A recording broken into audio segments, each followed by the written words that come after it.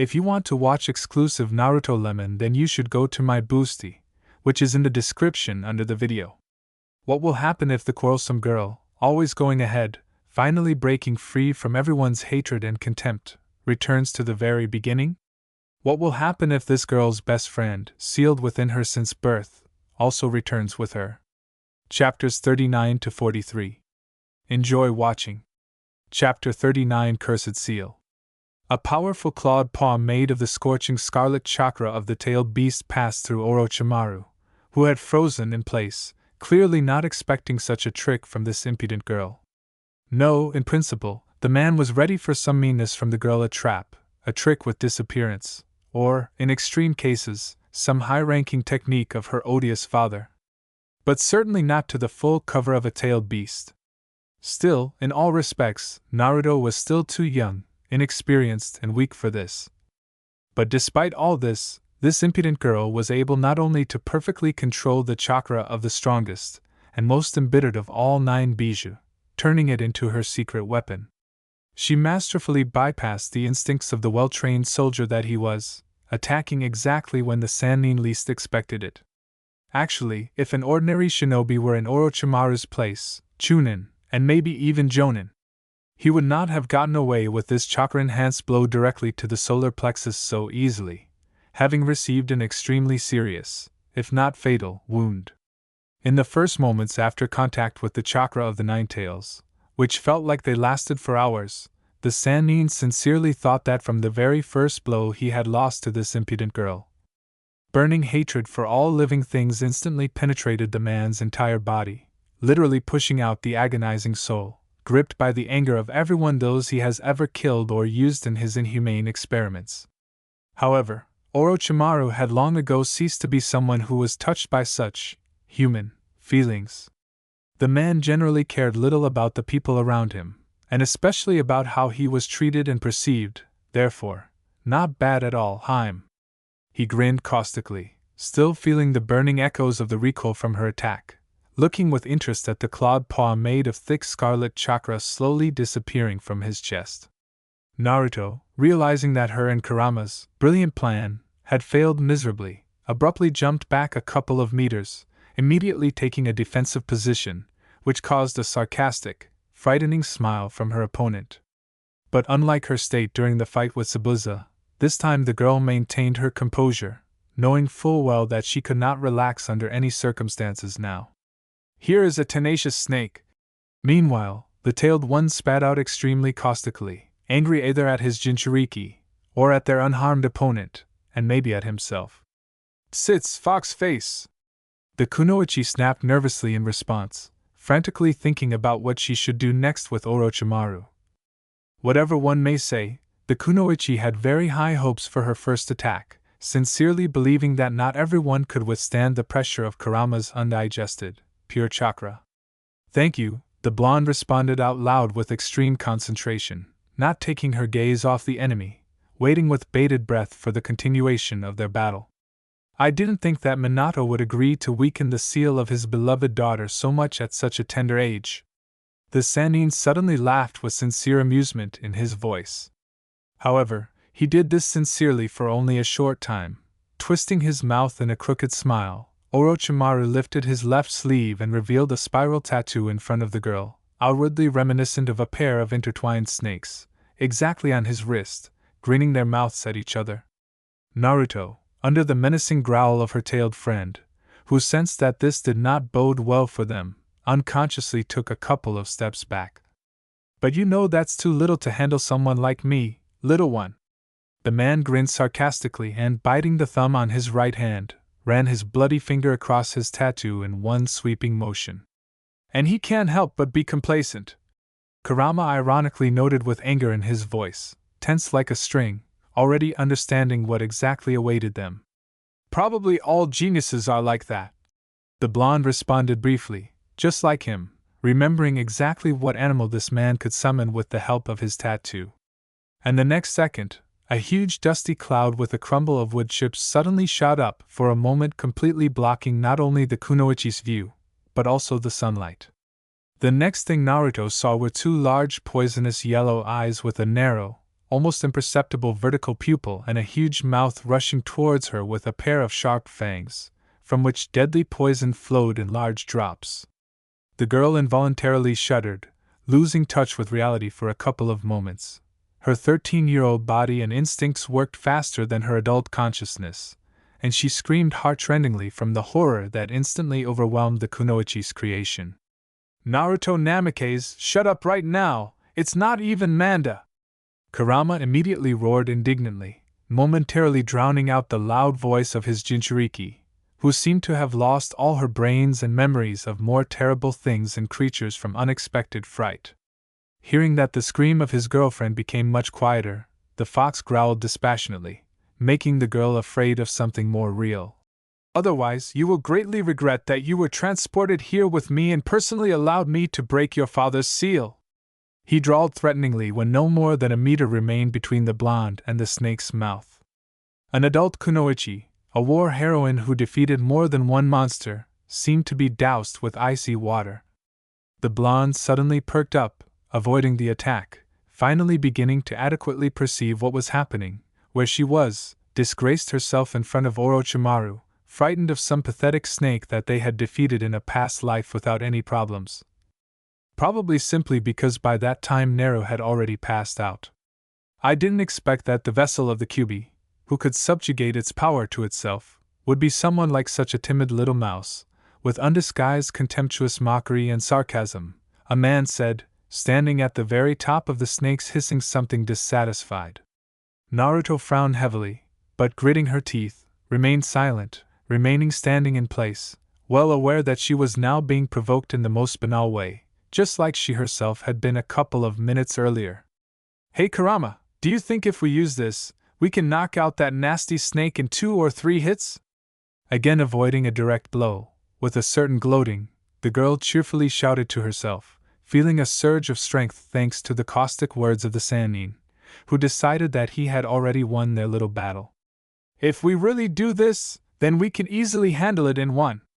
Her inner beast responded extremely excitedly, as the girl felt, rubbing her hands contentedly in her inner world. Actually, Kurama didn't have to wait long for the approval of her Jinchuriki. A moment later, moving away from another attack from Orochimaru's snake, the blonde hooted approvingly, again plunging into her battle. This was their backup plan in case of force majeure, something that was dangerous to use for both the kunoichi and her tailed friend. For if Hack no Furin Shiki finally breaks, Naru will die, and Kurama, who escaped, will be sealed into another unfortunate man, scared to death of the 9-tailed fox demon. After which this loser will, at best, be locked in a cage for the rest of his life. Or simply put, before it's his turn to absorb the Kyuubi into the 10 tails. Or they will kill you on the spot, trying to get rid of the Bijutsu at least for some time, because only the owners of the chakra of the Whirlpool clan could keep it in themselves and tame it. And considering that this time the entire 9 tails was sealed into Naruto, and not his measly half, as soon as Kurama hit the seal of Minato's 8 trigrams with all his might, it would simply crumble into dust. That's why, unlike his previous life, the tailed one simply managed to break the same seal that, in his and Naru's past life, reliably bound him until it was opened personally by his Jinchuriki. However, the fact that last time he managed to do it so easily was 2 strong words. Preparation with an assessment of all possible risks and unforeseen consequences, careful control and dosage of chakra, and finally, the process itself, which is more reminiscent of jewelry work. Kurama spent almost 5 days on all this, breaking the seal just enough to prevent his girlfriend from dying from a direct hit from the Chidori to the heart. Actually, now, in connection with this indisputable fact, he didn't see much point in further destroying the seal, because saving Sasuke and Sakura from this maniac was not his direct responsibility, and Naruto could have escaped alone without any problems.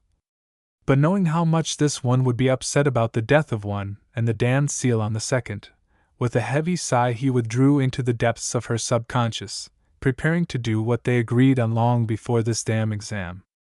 Orochimaru watched with a slight condescending grin as the 4th Hokage's beloved daughter dodged his snake's attacks, randomly attacking in response with a flurry of kunai.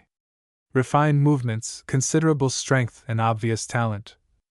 This girl would be perfect for the role of his assistant, sharing this place with Kabuto, whose loyalty he doubted more and more every day. It was only necessary to work a little with her consciousness, and this girl would make an excellent strong doll. On the other hand, Minato's daughter and Jiraiya's goddaughter would be ideal as Orochimaru's new guinea pig. And that's not to mention that Naruto Namikaze was the Jinchuriki of the nine-tailed demon fox, one of the bijou that Akatsuki will soon begin to actively collect all over the world. And putting such a huge pig on this damn organization, which, at the instigation of Danzo, had him wrapped around its little finger, made the kidnapping of this blonde even more tempting. Sannin, having joined Akatsuki on Shimura's recommendation, he did not stay in this organization for so long, but was quite productive. For them, this was enough for him to realize that they were not on the same path, and left this damn place with a scandal, while cutting off almost all ties with Danzo. The only thing that warmed Orochimaru's soul was a couple of excellent spies whom he left as a farewell to these apostates who imagined themselves to be the rulers of the shinobi world. And hide the last bijou from these idiots, something that would allow them to realize all their plans, was an extremely tempting idea. So, there were no less disadvantages in taming this blonde than advantages, and the worst, her daring, ambitious character. Naruto was exactly the same as Jiraiya, who had been sitting in his lap for a long time with his eternal enthusiasm, and the overly active Minato, who brazenly took his post. To put it simply, this girl, along with her interest, irritated him terribly. But what bothered the man more than this unexpected dilemma was that she continued to attack the snake with kunai, which did not even reach their target.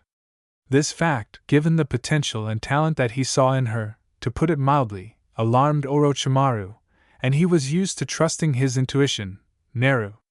A loud scream echoed throughout the area, attracting the attention of everyone in the clearing, causing the battle to freeze for a moment.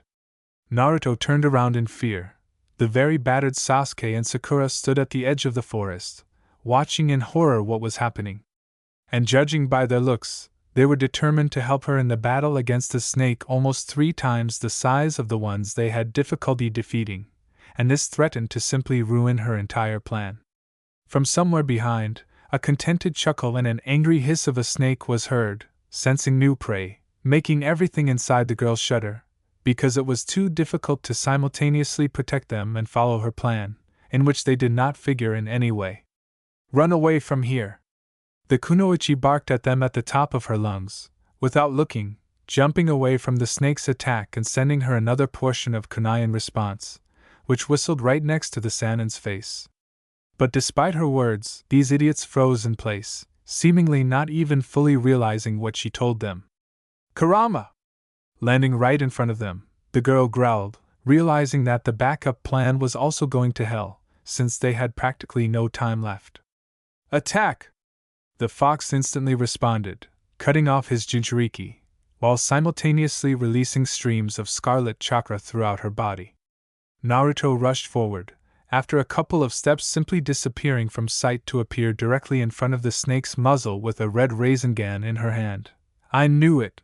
The technique of the second!" Orochimaru hissed, intercepting her hand literally a couple of centimeters from his pet. The blonde flinched at this voice and slowly turned in the direction from where it came, meeting the piercing snake eyes of the Sannin, who was tightly grasping the wrist of her hand with a beautiful scarlet iridescent sphere. "How is he?" The kunoichi mumbled on the verge of hearing her teammates shouting something behind her, and constantly looking into the frightening yellow eyes of the man. "And also the fourth." Turning his gaze to the palm of his captive, he chuckled extremely mockingly. "And your daddy doesn't skimp on his daughter." Loud he laughed, completely ignoring the frightened cries of Sasuke and Sakura. "This is what Sannin means, Naruto," Kurama said without his usual antics almost simultaneously with the man, recognizing the strength and experience of the enemy, which they sorely lacked even after the war. Yes, compared to Genin, who had just graduated from the academy, his Jinchuriki was almost a pro, but definitely not in comparison to people like this. Thunder God technique, the famous Rasengan, weakened-tailed seal, he listed, slightly lifting the blonde up by the hand so that her blue eyes were on the same level with him. What else is hidden in you, Naruto Namikaze? He asked curiously, looking at her as if she were a museum exhibit. Beautiful, unique, but absolutely useless. I don't understand. The kunoichi shouted to herself, under a mocking gaze, trying to pull her hand out of Orochimaru's steely grip. He saw that in addition to ordinary kunai, you threw special ones, an exact copy of your father's weapon. Kurama snorted, explaining to the discouraged girl what he had come up with himself. But we shouldn't think about it now, we need to get out. He spoke more seriously, noticing the slyness in the Sanin's eyes. What? Shuddering, the girl cried out loud, feeling something warm and slimy touching her neck, slowly wrapping around her, gradually squeezing her. At the same time, the man let go of her hand and, enjoying the wheezing, allowed the beloved daughter of the fourth Hokage to hover in the air for a while. What a bastard! Kurama roared. Yes, him. A sharp pain in the abdominal area did not allow Naru to listen to what exactly her friend wanted to do with Orochimaru, echoing with a wild roar in her head. Oh, so the seal is not weakened, but broken! Meanwhile, the Sannin whispered with sincere admiration, releasing the throat of the barely alive girl.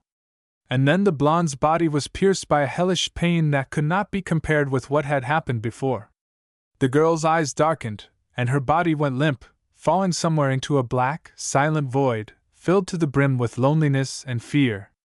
Anko stood with a mournful look in the Hokage's office, pierced by the stern gaze of the blue eyes of the head of Leaf and a pair of his closest subordinates. The reason for such an action on the part of the good-natured Minato was that in just a few hours she, a special jonin of the Hidden Leaf Village, had screwed up in front of her immediate superiors twice already. And if her first offense was just a slightly eccentric and thoughtless joke, then the second, in her own opinion, was an unforgivable omission on the part of an experienced shinobi. The woman understood this long before she entered the spacious office of the Kage, accompanied by 4 gloomy shadows and porcelain animal masks. Elite NBU members who arrived at the scene of the crime, and later their battle with Orochimaru, as soon as I met one-on-one with my former commander. Actually, due to the fact that Anko left first, these 4 did not have time for the battle itself, arriving when the Nukenin had already disappeared, and Mitarashi herself had just begun to recover from the effects of the cursed mark on her body. So, from the heavy gaze of the always calm, collected and kind Minato, behind whom a pair of jonin, angry as hell, towered, it was clearly visible how angry and disappointed he was in his subordinate, which allowed her to fully feel the severity of the situation. By the way, the looks of Kakashi and Shikaka strained the girl, who was fully aware of her guilt, no less than the stern look of the Hokage.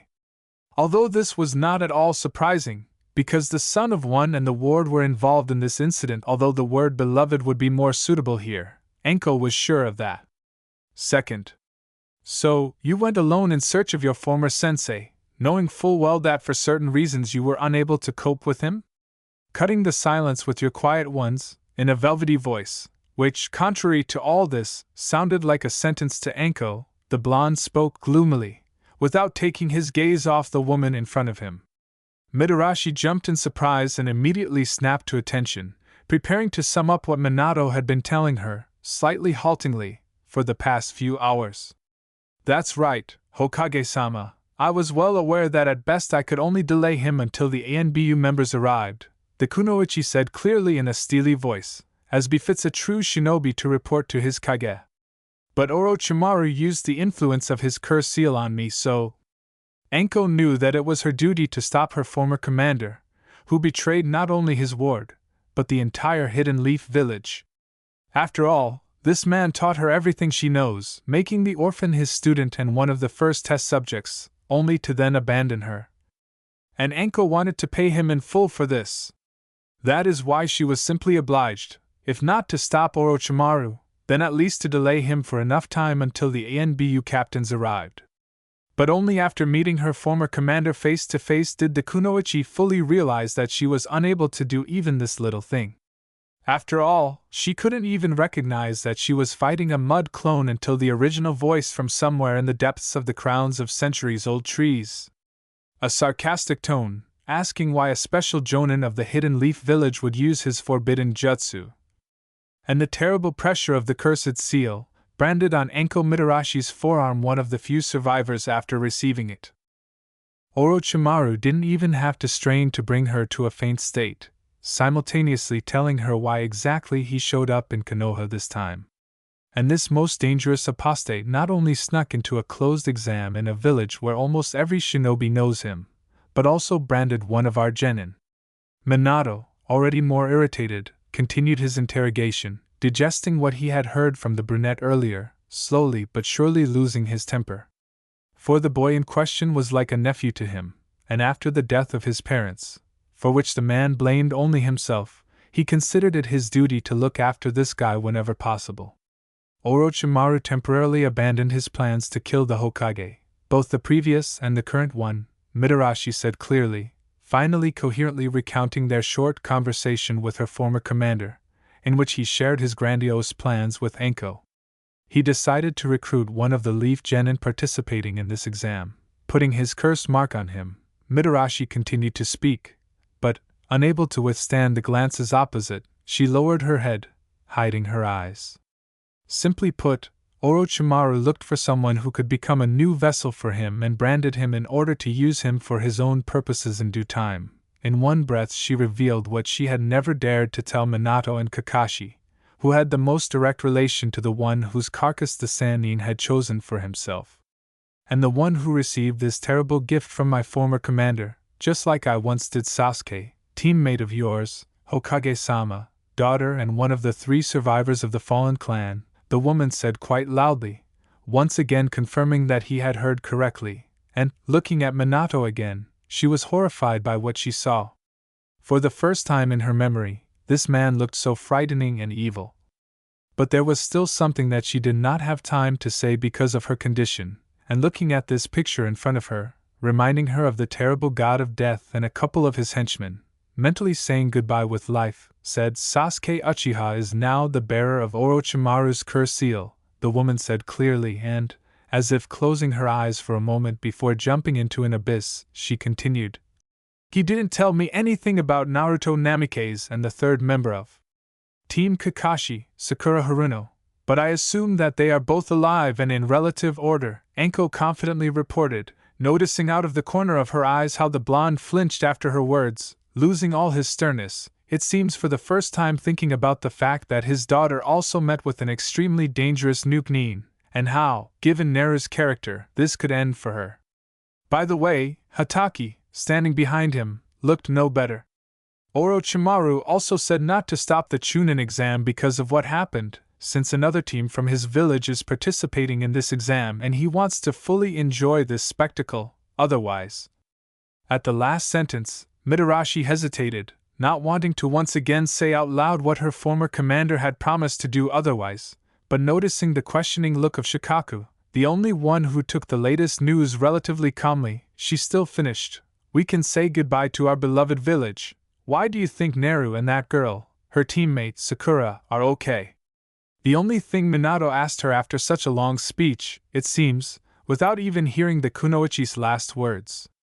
However, from Shikaku's gloomy look it immediately became clear that this phrase had not gone unnoticed, and he was already considering different options for solving this problem. Still, follow the lead of the criminal, not a good option for the reputation of one of the 5 great shinobi villages. Considering Orochimaru's character, he would definitely say something caustic about this. Enko, completely confident in her words, said, relieved to see that the Hokage was completely satisfied with her answer. But looking a little higher, she choked on air. The second stage of the exam will end in 3 days. You must prepare everything for the meeting of the past genin and organize search groups for the missing. Minato said loudly, drawing everyone's attention to himself, rising from the table. No one should know that Orochimaru attended the exam.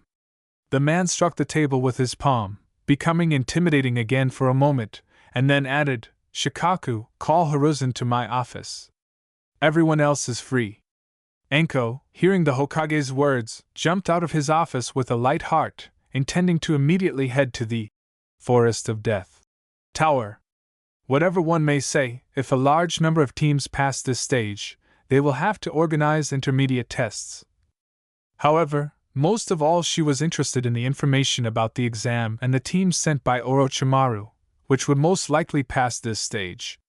However, the woman did not go far. Literally a couple of tens of meters from the doors of Minato's office, someone forcefully grabbed her by the lapel of her cloak and, blocking any attempts to resist, literally slammed her into the wall, hanging threateningly over her. For the first couple of seconds, Mitarashi didn't even realize that someone had pulled her, until the piercing pain from a strong blow against a hard wall spread throughout her entire body, sobering her up. "If even a hair falls from Naru's head," whispered a male voice, well known to her, surprising the woman to the depths of her soul. Kakashi, always calm, collected and relaxed, clearly radiated an aura of bloodlust. "Her blood! I thought you weren't like that this time. My only fault is that I didn't wait for the ANBU, hero lover." Anko spat in his face, knowing full well that she was pulling death's whiskers. "Your beloved Heim was in the wrong place at the wrong time." Shrugging her shoulders, she continued, trying to shake off the man's hands, only they were tightly clenched on her cloak. "You spent this stage, you didn't notice your beloved sensei, playing with a girl old enough to be your daughter." Hatake snapped back, hinting that he was well aware that at one time she and Orochimaru were extremely close. "How are you?" Anko sharply pushed away the copy ninja, who said out loud what even the Hokage preferred to remain silent about. What are you doing here?" Irika suddenly asked, appearing like a jack-in-the-box, taking the pair of experienced shinobi, Jonin, on S-rank missions by surprise. Instead of answering, Kakashi frowned at him and silently turned around, intending to leave this place. "I warned," the copy ninja said barely audibly, without turning around, and disappeared. Sakura, sitting right on the ground on the outskirts of a clearing, swallowed tears, simply not knowing what to do now. Sasuke, squeezing her hand until it crunched, unconsciously writhed and howled in pain, and Naruto, pinned by her overalls to a tree with a kunai, swayed rhythmically 10 meters above the ground and was still unconscious. Haruno didn't know what exactly this man did to the guy, biting him on the forearm, and why Naru still hadn't woken up after his strange blow. But the realization that she was left completely alone in this huge, frightening forest was terrifying. Hysteria literally stuck in a lump in her throat, while tears completely blocked her view.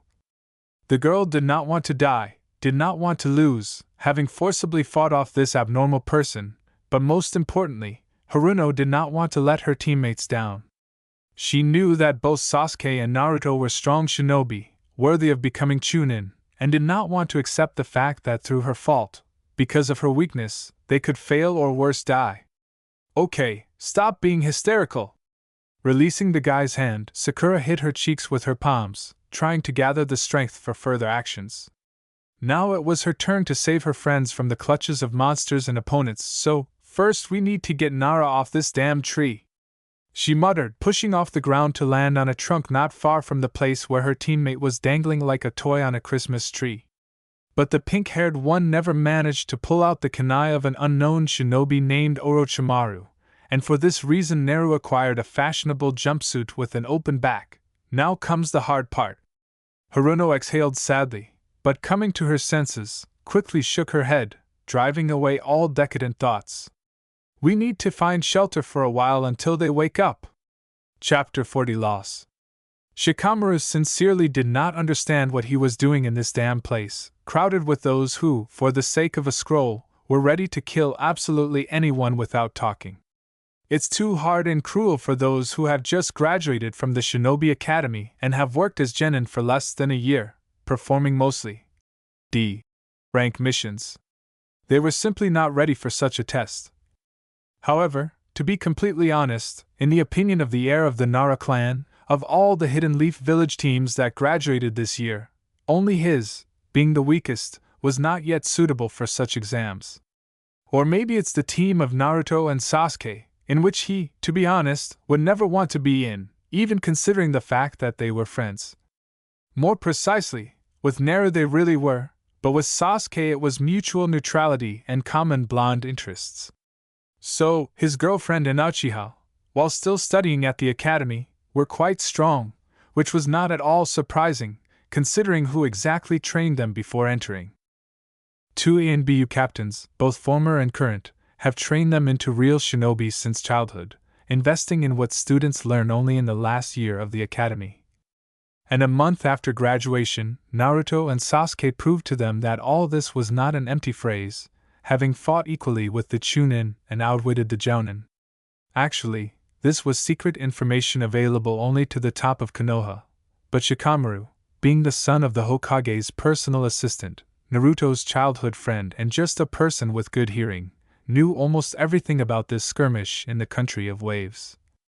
Including the fact that this blonde idiot managed to make friends with one of the attackers on their employer. However, such a brazen prank was completely in the spirit of Naruto Namake's. Speaking of the team of Kiba, Shino and Hinata, another team consisting of this year's graduates who lingered among the genin, they were strong due to the abilities of their clans. And what stood out most among them was the improved genome, which is one of the three great dojutsu Byakugan of the heiress of the Hyuga clan. Thanks to this girl's eyes, Teammate had comprehensive protection and an accurate map of the area indicating the location of enemies. However, besides her, this team also had a couple of fairly strong fighters, both ranged and melee, who made good use of the Haiden of their clans. All this made these guys quite formidable opponents, capable of repelling even strong enemies. Based on all this, his own team, which did not have either a good sensor or a melee fighter, looked rather weak compared to the rest. Actually, Shikamaru sincerely liked his team, and the fact that they would become teammates, thanks to the history of their ancestors, was clear even in the first year of the academy, but the only full-fledged combat unit among them so far was Chuji. Ino's specialty, thanks to her clan's secret technique, was information extraction and sabotage. Shikamaru himself was still too poor at manipulating shadows to perform anything other than the shadow imitation technique, which he could hold for only 5 minutes. That is why the heir of the Nara clan, in open battle, considered his team to be the weakest of all. But Asuma-sensei decided that this would be a useful experience and good training for his charges. Putting them up for this damn exam on where to survive this is already a huge success. And thanks to this crazy decision of their mentor, they were now, like complete idiots, hiding in some thorny bushes from Niji Hyuga, one of the strongest genin of the Hidden Leaf Village. This guy was only a year older than them, but at the same time, unlike Hinata, he masterfully mastered his Byakugan and the secret techniques of the Hyuga clan, rightfully considered one of the strongest among young shinobi. "Come out quickly!" The extremely irritated voice of a guy standing about a meter from the bushes in which Team Number 10 was hiding loudly echoed around the area. The teenagers, hearing this voice, shuddered in fear and looked at each other in bewilderment, exchanging silent questions. Which led them to a common opinion: Operation "We hide and hope that they don't find us" failed miserably and they should move on to Plan B. "Can I have an autograph?" Jumping out of the bushes, Shikamaru inquired loudly, seeing out of the corner of his eye how his teammates then appeared from the thick bushes, standing a couple of steps behind. "Oh my God!" Immediately accepting the most seductive, as she herself thought, a pose from her arsenal, Ino softly sang, languidly batting her long eyelashes. Shikamaru, seeing this, imperceptibly rolled his eyes, mentally complaining that it was not another blonde who was in Yamanako's place now. No matter how you look at it, Naru, who mocks a good half of their male stream in this way, turned out such feints many times better and more effective. What a meeting! Meanwhile, the kunoichi continued to squeal, removing the elastic band with a slight movement of her hand to loosen her high ponytail. Her hair, a pale sand color, spilled over her back like a waterfall, glistening in the rare rays of the summer sun, bewitching. Only here, Ino, in Shikamaru's opinion, was again losing to Naruto with her hair the color of molten gold, literally captivating almost anyone with its precious shine. However, he was not attracted to either one or the other as a girl, so the guy judged solely by his own observations, and this meant that Ino definitely had a chance. "You never know what tastes this genius has. This is last year's best graduate, Hyuga Niji-sama," the girl said embarrassedly, playfully winking at her interlocutor, who was watching this picture without much interest. "Eh?" Interrupting the girl who was already ready to continue her game, Niji chuckled, looking around, as if he expected to see someone else here. "It is you," he said somehow vaguely, again looking at his foundlings with a dissatisfied glance, as if in front of him were not shinobi, but some kind of ants. "I always wanted to get to know you better." Despite the obvious failure, Ino said enthusiastically. But finally meeting the gaze of her interlocutor, she shuddered slightly and involuntarily took a step back. "Back off," he immediately said coldly, again examining the area around him, as if he was really looking for someone specific. At least it seemed that way to Shikamaru. Then the member of the Hyuga clan, having not found anyone, silently turned away from them and headed somewhere deep into the forest. However, the guy somehow didn't care about this, because strangely remembering Naru, he realized that in such a situation his childhood friend would have acted completely differently, trying to stop him, despite the fact that they clearly differed greatly in strength. And this unexpected guess seemed to hit his brain like an alarm bell, forcing him to worry about a girl who was many times stronger than himself. Niji and Ino briefly talked about something else, but against the backdrop of this unexpected insight, the heir of the Nara clan seemed to go into a cycle, forcing ignore all their words, catching only the last words of the Hyuga clan member, spoken slightly louder than the others. "Then get out of my sight. If I take the scroll from such weaklings, the whole village will laugh at me." He snorted with a contemptuous expression, briefly turning to team number 10. "Have you seen Naru?" Without expecting it, Shikamaru blurted out, literally a second ahead of his own sense of self-preservation and his teammate, who was already ready to obey the words of a stronger genin, which earned her an extremely condemning look. "That is Naruto Namikaze."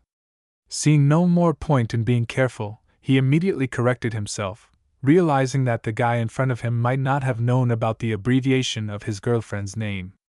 "Hokage's daughter?" Niji inquired more calmly, turning around completely, as if the daughter of the head of their village interested him many times more than their entire team taken together. The heir of the Nara clan nodded, realizing to his surprise that this guy was indeed sincerely interested in the new topic of their conversation. However, like Chuji, who had been silent until that moment, he suddenly perked up after his comrade's words. "No, but it seems to me that the one I'm looking for is in the same place as our venerable Haim," the guy blurted out with a bit of irritation in his voice, again making his random interlocutors flinch and getting angry more at the one he was looking for than at the one Shikamaru asked about. "But if I see Naruto-sama, I will say that you were looking for her," he continued calmly, as if this fleeting outburst of anger had never happened. "Well, thank you," the heir of the Nara clan said, glad that it had passed, and without waiting for Niji's further actions, he disappeared into the same bushes where his team had been hiding before. However, after a moment, realizing that his teammates were following him, the guy took off, moving away from this genin, sincerely believing that they were lucky. But his thoughts were still occupied by something else. On the one hand, Shikamaru wanted to meet Naruto, whom he so suddenly remembered when he saw Ino's loose hair, in order to make sure of her safety. On the other, he, having once spent quite a lot of time with Naruto and Sasuke, understood too well that in compared to them, the team of his childhood friend has every chance of passing the exam without his help. "Crap!" the guy, who didn't really like to exert himself, said barely audibly, rushing in a blur between the centuries-old trees into the depths of the forest, never finding an answer to his dilemma. Hiruzen walked thoughtfully through the empty corridors of the Hokage residence, pondering his recent conversation with his successor as Kage. Minato, always a calm and reserved shinobi, who thinks first with his head even in the most stalemate situations, was in the last stage of rage, holding back solely thanks to his excellent self-control. Although even so, this boy remained the one who never forgot about his duties as Kage and responsibility for Konoha, which could not but please the old man. But he did not like what the fourth asked for at all. Minato expressed a desire to personally go in pursuit of Orochimaru, who showed up at the exam being held in their village. His request was that Hiruzen, as the third Hokage, instead meet the genin who had passed the forest of death, and if necessary, conduct intermediate tests for them. However, Sarutobi understood the man perfectly, because his obnoxious student encroached on the most precious thing that the fourth had left. He knew this pain too well, literally burning through the soul, making him hate everyone who was in any way involved in the deaths of loved ones. I also knew how difficult it is after such a loss to let go of those who, despite everything, remained alive, reminding of those who could not be returned. Yes, undoubtedly, all the residents of the Hidden Leaf Village were family for the Hokage, who could count on his protection and justice. But Naruto was the soul for her father, literally pulling him out of the other world after the death of his wife. This girl was the only person because of whom Minato Namikaze could go against his own principles and conscience. So Hiruzen understood why he asked him for such a thing, but understanding did not mean that the third agreed to do as Minato wanted. He suggested that he switch places, because, unlike Namikaze, Hiruzen did not have someone who, like Naruto, needed support and protection. His only surviving child Asuma has long grown up and become a strong and independent shinobi. Actually, he could also take care of his nephew Konohamaru, who was orphaned due to Hiruzen's fault, replacing his father. Perhaps at that moment his words sounded too radical for Minato, but considering who exactly could become his opponent, this option could not be ruled out. By the way, only after the third's words about the danger, the blonde finally realized that with his rash actions he could endanger not only his daughter, but also the entire village of the Hidden Leaf. This fact sobered the man slightly, allowing him to at least a little reconcile his anger at the one who dared to touch the most precious thing, forcing him to think about his plan better. In general, as a result, an ANBU detachment led by Itachi was sent to search for Orochimaru. According to Hiruzen, the best scenario, since the young Uchiha was one of the few who could defeat Orochimaru without any problems. Sakura watched with righteous horror as the one who had recently challenged Sasuke to a fight almost completely lost to the team that had targeted her loved one, trying to protect their team. This guy in green tights appeared just at the moment when all the simple traps that she had managed to arrange around her makeshift shelter went off. They, of course, took the attackers by surprise, who clearly did not expect such ingenuity from her, for which they paid with numerous abrasions and cuts, but no more. Rock Lee, like a prince from a fairy tale, appeared out of nowhere with a loud statement that, as promised, he would protect her, blocking the path of the genin from the village of sound. Strange, quarrelsome and noisy, this guy unexpectedly turned out to be so kind, sincere and brave.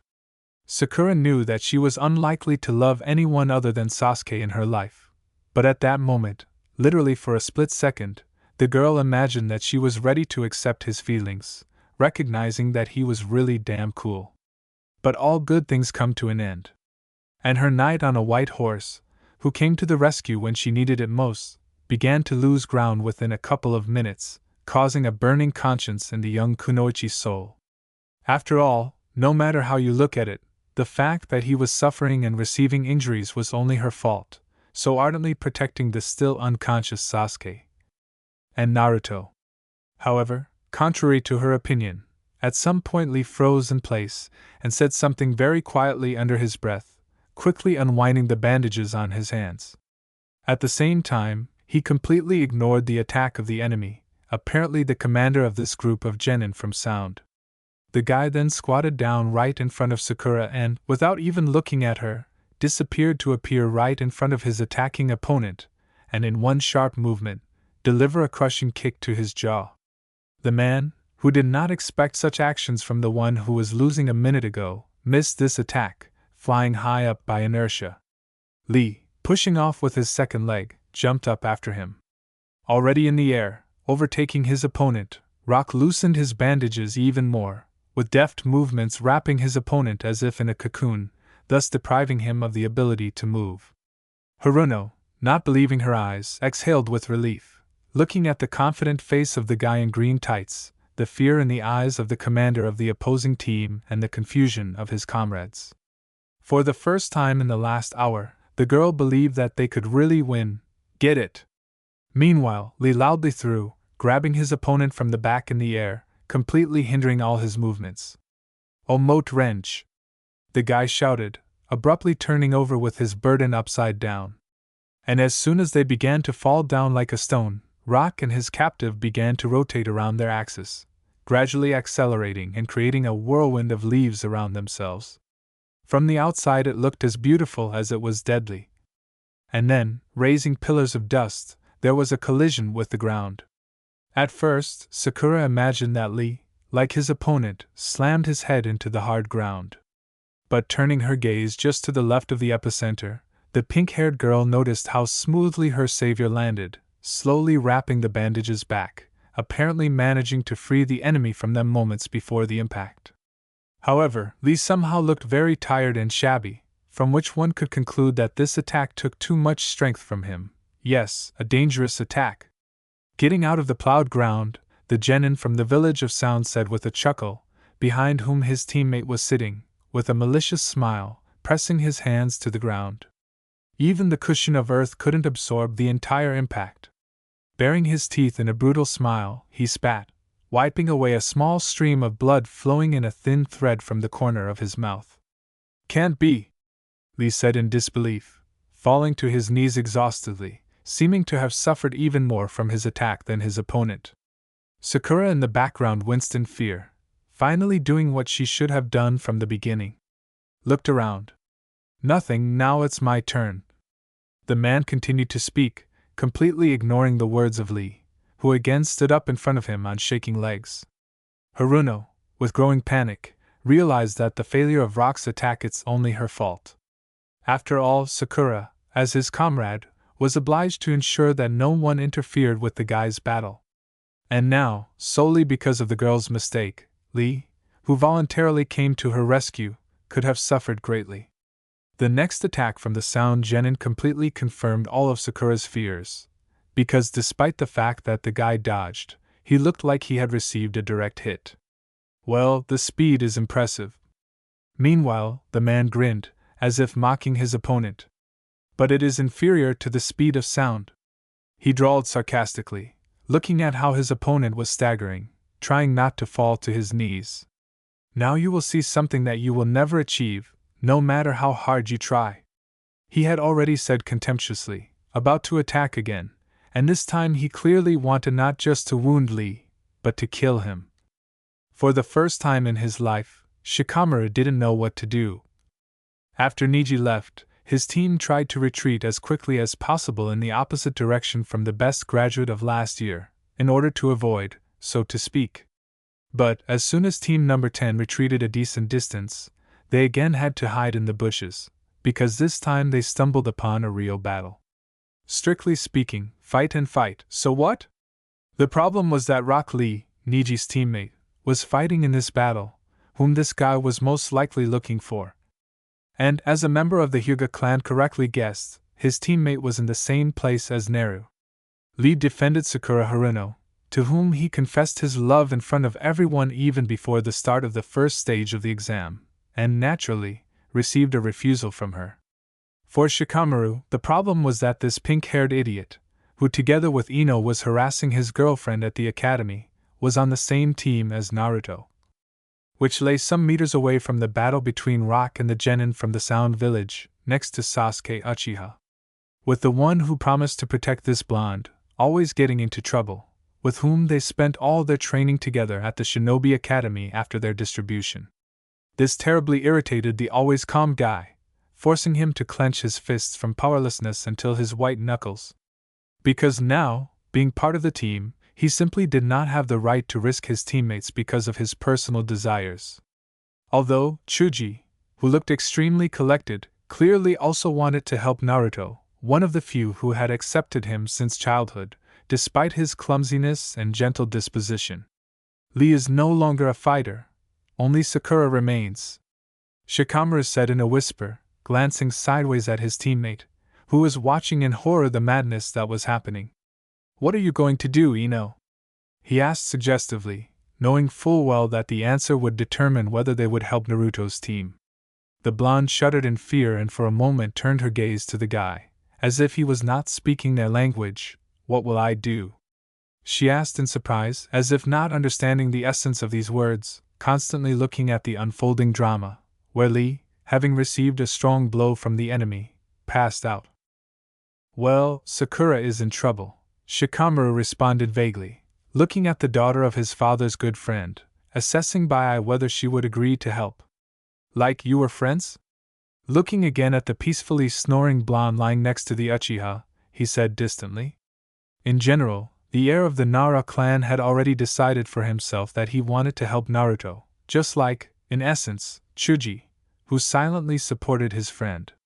The only question was whether they could count on Ino's assistance, because in the worst-case scenario, their team would not be able to pass due to the death of one or more of its members.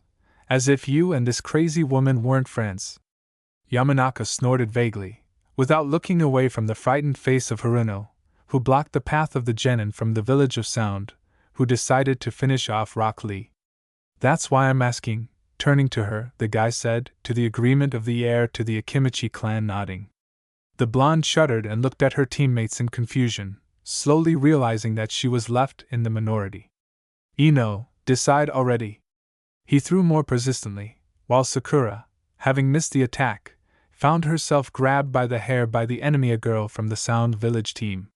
Yes, I know. The blonde snapped sharply, again turning her gaze to the ensuing battle, realizing with horror that she was not able to quit this one. But what can we do? She muttered dejectedly as she watched Sakura chop off her long, soft hair that she was so proud of in one sharp movement, shocking everyone, including her opponents. You can't rush headlong into battle. Yamanaka shushed. Haruno, meanwhile, having freed herself, went on the attack, using everything she could, including one of the most expensive techniques, Kawarimi no Jutsu. And finally, her attack had an effect. Having attacked one of the opponents, the pink-haired girl literally grabbed his hand with her teeth, really doing everything in her power. Hey, Sasuke and Naruto are in danger. Shikamaru interrupted the girl's thoughts, seeing, a little more, and there would be no one to help them. The guy knew that he was starting to put pressure on his teammate, which was absolutely impossible to do, but at that moment, he simply could not do otherwise. That's bad. For the first time, raising his voice, Chuji quietly responded, echoing his old friend, standing up slightly. Hey Ino! Sharply grabbing her wrist, Shikamaru almost shouted, realizing that just a couple more seconds and everything would be over, both for Sakura and for Naru and Sasuke. However, the blonde's answer didn't bother him much, because the guy decided for himself that helping his childhood friend was more important to him at that moment. Little crap! The cry of one of the genin echoed throughout the area, literally tearing Haruno away from him, who had grabbed his wrist with her teeth in a death grip. Ino's palm, which was still being squeezed by the heir of the Nara clan, shuddered sharply and squeezed in response, just at the moment when he decided to let her go. And then the blonde exhaled and, without saying a word, pulled the guy along with her, jumping out of the bushes, across from the genin attacking Haruno. Ino! Sakura shouted either in fear or joy, looking at the backs of her former classmates, who blocked her from mortal danger. I told you, I won't give in to you in anything, Yamanaka said with a nervous grin, without turning around, mentally scolding herself with the last words for this stupid act. Although the girl could clearly see from the eyes and behavior of Shiki and Chuji that they were ready to rush into battle even without her, so they climb and climb like cockroaches. The captain of the opposing team spat out irritably, causing the newly arrived Leaf Genin to flinch dangerously with his hoarse, rough voice. Sakura! Gathering her strength, Ino firmly shouted. Cover the wounded, we will deal with them, she said confidently, out of the corner of her ear hearing the pink-haired girl's exclamation of agreement. Formation of Ino Shikacho. Shikamaru immediately commanded, roughly understanding that they needed to give their best to defeat these three enemies. Chuji, burn! Without even looking at his teammate, he said, glaring at the one whom Sakura had previously wounded, then preparing to use Kageme no Jutsu to immobilize their commander. Ino, according to his plan, was supposed to use the transfer of consciousness to neutralize the only girl on the enemy team. Having a hostage, it would not have been difficult for them to force these three to retreat, at least Shikamaru thought so. Eat. Meanwhile, the heir to the Akimichi clan responded. Meat tank technique. He shouted, forming the bird's seal, so that in the next second, with a loud poof, He would increase in size several times, resembling a huge ball. Then the guy, having grouped himself, began to spin, moving at full speed towards the one whom Shika had been looking at before. What kind of jutsu is this? The genin from the village of Sound, who had previously been mockingly looking at the next group of kids in front of him, said in slight surprise. Although I don't care, a fat guy is a fat guy. He grinned, putting his hands forward, revealing to everyone a view of a pair of pipes gaping right in his palms. Air cutter! The guy said loudly, and a strong wind stream burst out of the tubes towards Chuji, raising pillars of dust around. But the heir to the Akimichi clan didn't even seem to notice this attack. Literally a meter from the enemy, he jumped up, rushing straight at him from top to bottom at full speed. And given that the rotations protected him from sound waves and pressure, the sound genin simply could not use his techniques, for fear of harming himself. Damn it, Zaku! Barked the captain of the opposing team, immediately jumping up, realizing that his subordinate was unable to defend himself from this attack. But Shikamaru thought a little differently. He silently, folding his hands in the rat seal, used his shadow imitation technique, without any problems catching the man in his trap. What? Shadow?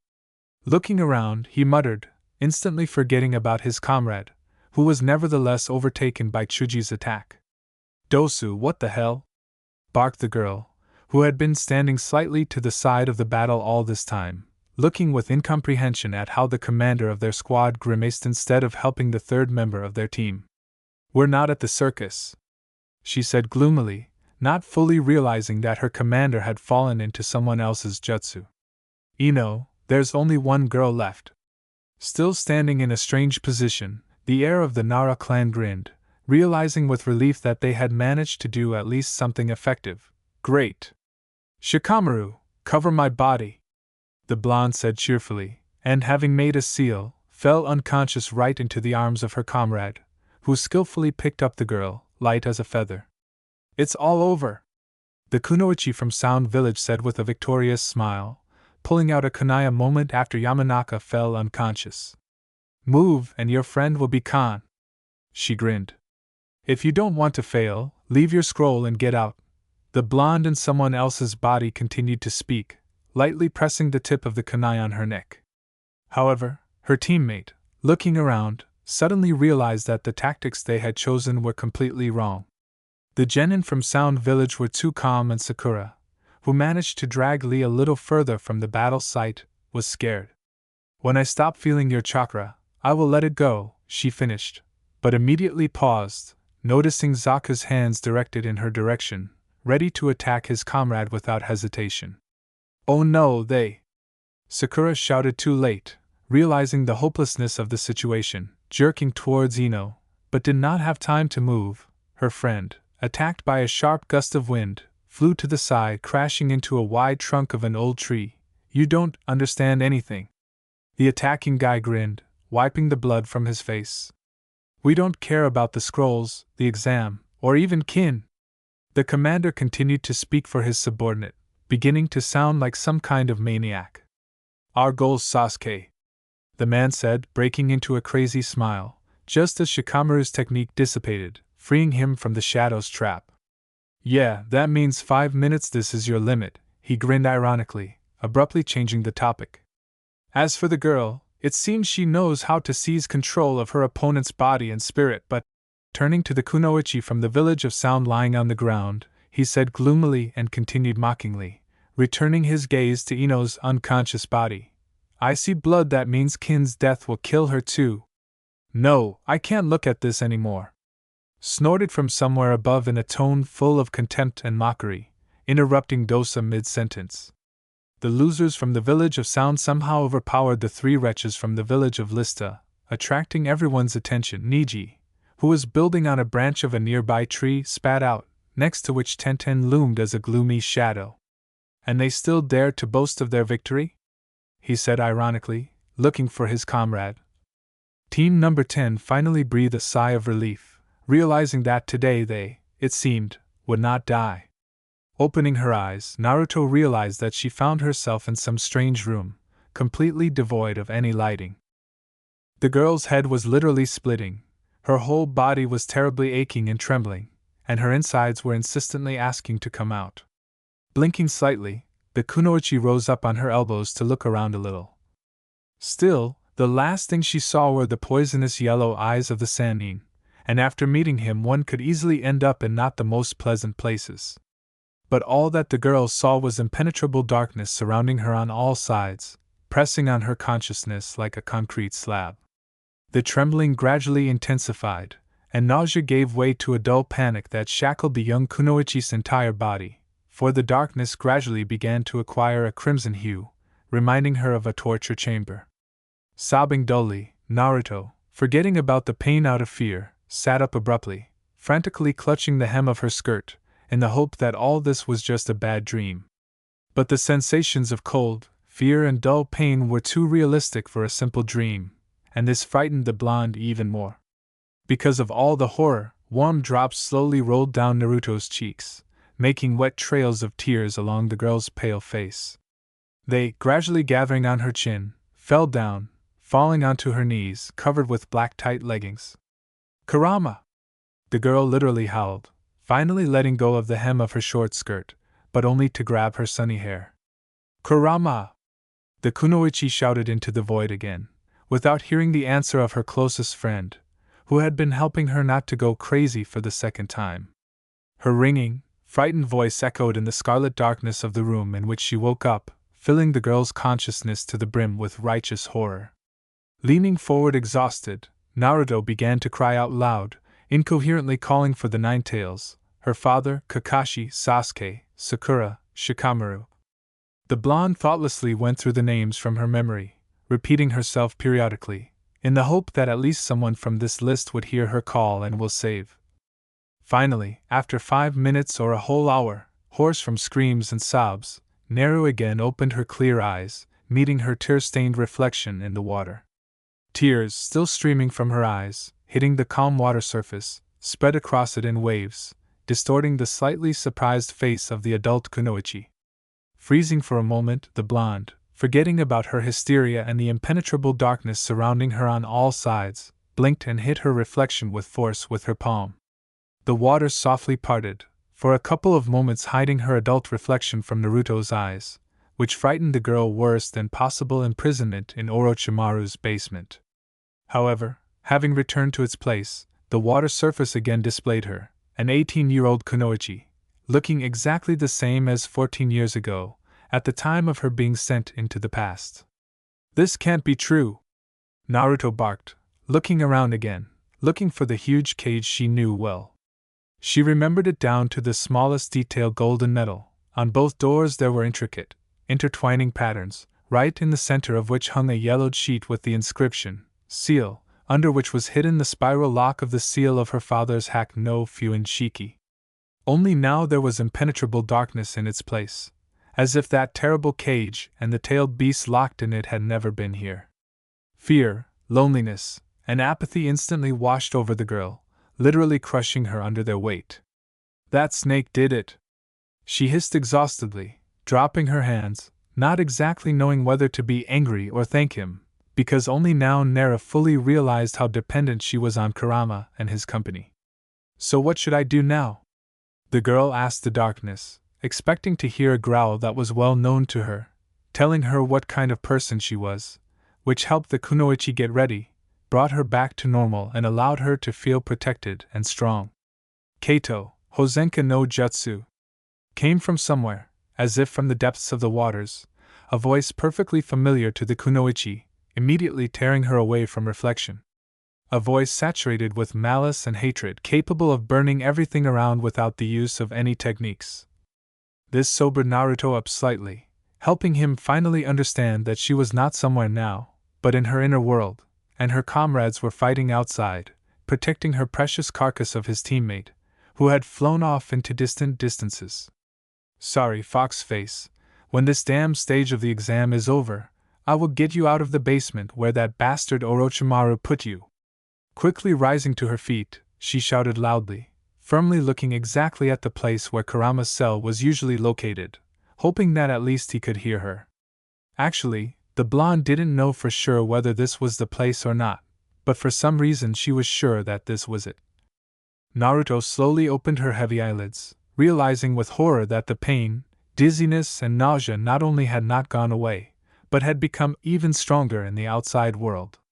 In addition to all this, for some reason the too bright sun was shining directly into the girl's eyes, literally blinding her.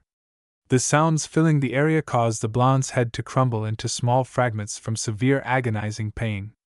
Not remembering herself from all these sensations, the kunoichi, hissing and cursing, carefully raised herself on her elbows, trying to understand where she was and what exactly was happening around.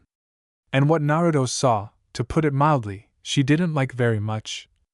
Sasuke, covered from head to toe with an overgrown curse seal, with a determined look, walked towards the genin from the village of Sound, wounded by deep cuts, with the obvious intention of crippling. Not far from him, another kunoichi from this village was reclining, next to whom stood a tall man. But the blonde remembered this genin well even at the first stage of the exam, because it was he who then tried to attack her. And it was because of this incident that Gaara, for some unknown reason, began to avoid her.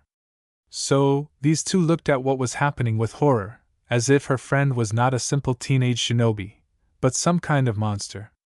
A little closer to Naruto herself, Rock Lee lay unconscious, looking as if he had gone through a war alone, and a very frightened Sakura was sitting on his knees next to him.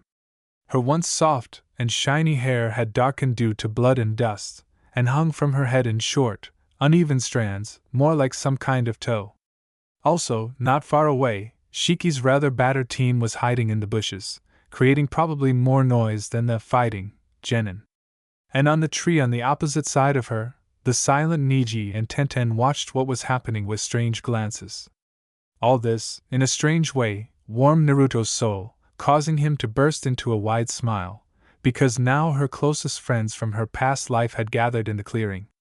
The only thing missing here was Sai and Kurama, who would definitely insert his caustic commentary about what was happening. This unexpected thought immediately wiped the smile from the girl's face, forcing her to sob in order to hold back the uninvited tears that so inappropriately filled her blue eyes. Zaku, below. A sudden movement, and a loud cry from a man pulled Nara out of her sad thoughts, forcing her to finally join in what was happening. Where is Sasuke, covered with a cursed seal, like a real maniac about to break both arms of his opponent? No, the kunoichi did not know all the facts, but, in theory, given the situation in which they were now, there was nothing like that. The problem was that her friend was clearly superior to his opponent in strength, at the moment openly enjoying the fact, which cripples him. A sharp scream, mixed with the cracking of bones and joints, broke the silence, but Naruto, deep down hoping that Sasuke would not do this and would stop in time, could not stand this slow torture for the sake of satisfying her ego.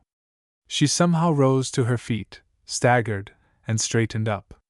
Mentally reproaching herself for the fact that she had not yet put her stamp on her childhood friend, the kunoichi, with a shaking hand, fished out her last kunai with the seal of the god of thunder on the winding of the handle, left after the battle with Orochimaru, and threw it towards the Uchiha, disappearing literally after her behind him. At that moment, she absolutely did not care that everyone, including her enemies, would see her abilities. The main thing for the girl was to prevent her friend from finally falling into the abyss of darkness. Stop! She cried out, feeling how the tears that had not been shed because of Kurama were still falling from her eyes, falling in hot drops onto the guy's shoulder, who clearly shuddered when he felt her hands closing around his chest. Sasuke froze, looking at his friend's golden hair lying on his chest, not continuing to break his enemy's arms, but not letting go of them either. Naruto nevertheless burst into tears, like a complete weakling, in front of everyone, releasing all her feelings, experiences and pain that had accumulated over the past few days. The behavior of Kakashi with his cold tone and empty gaze, Orochimaru with his malicious remarks and hints.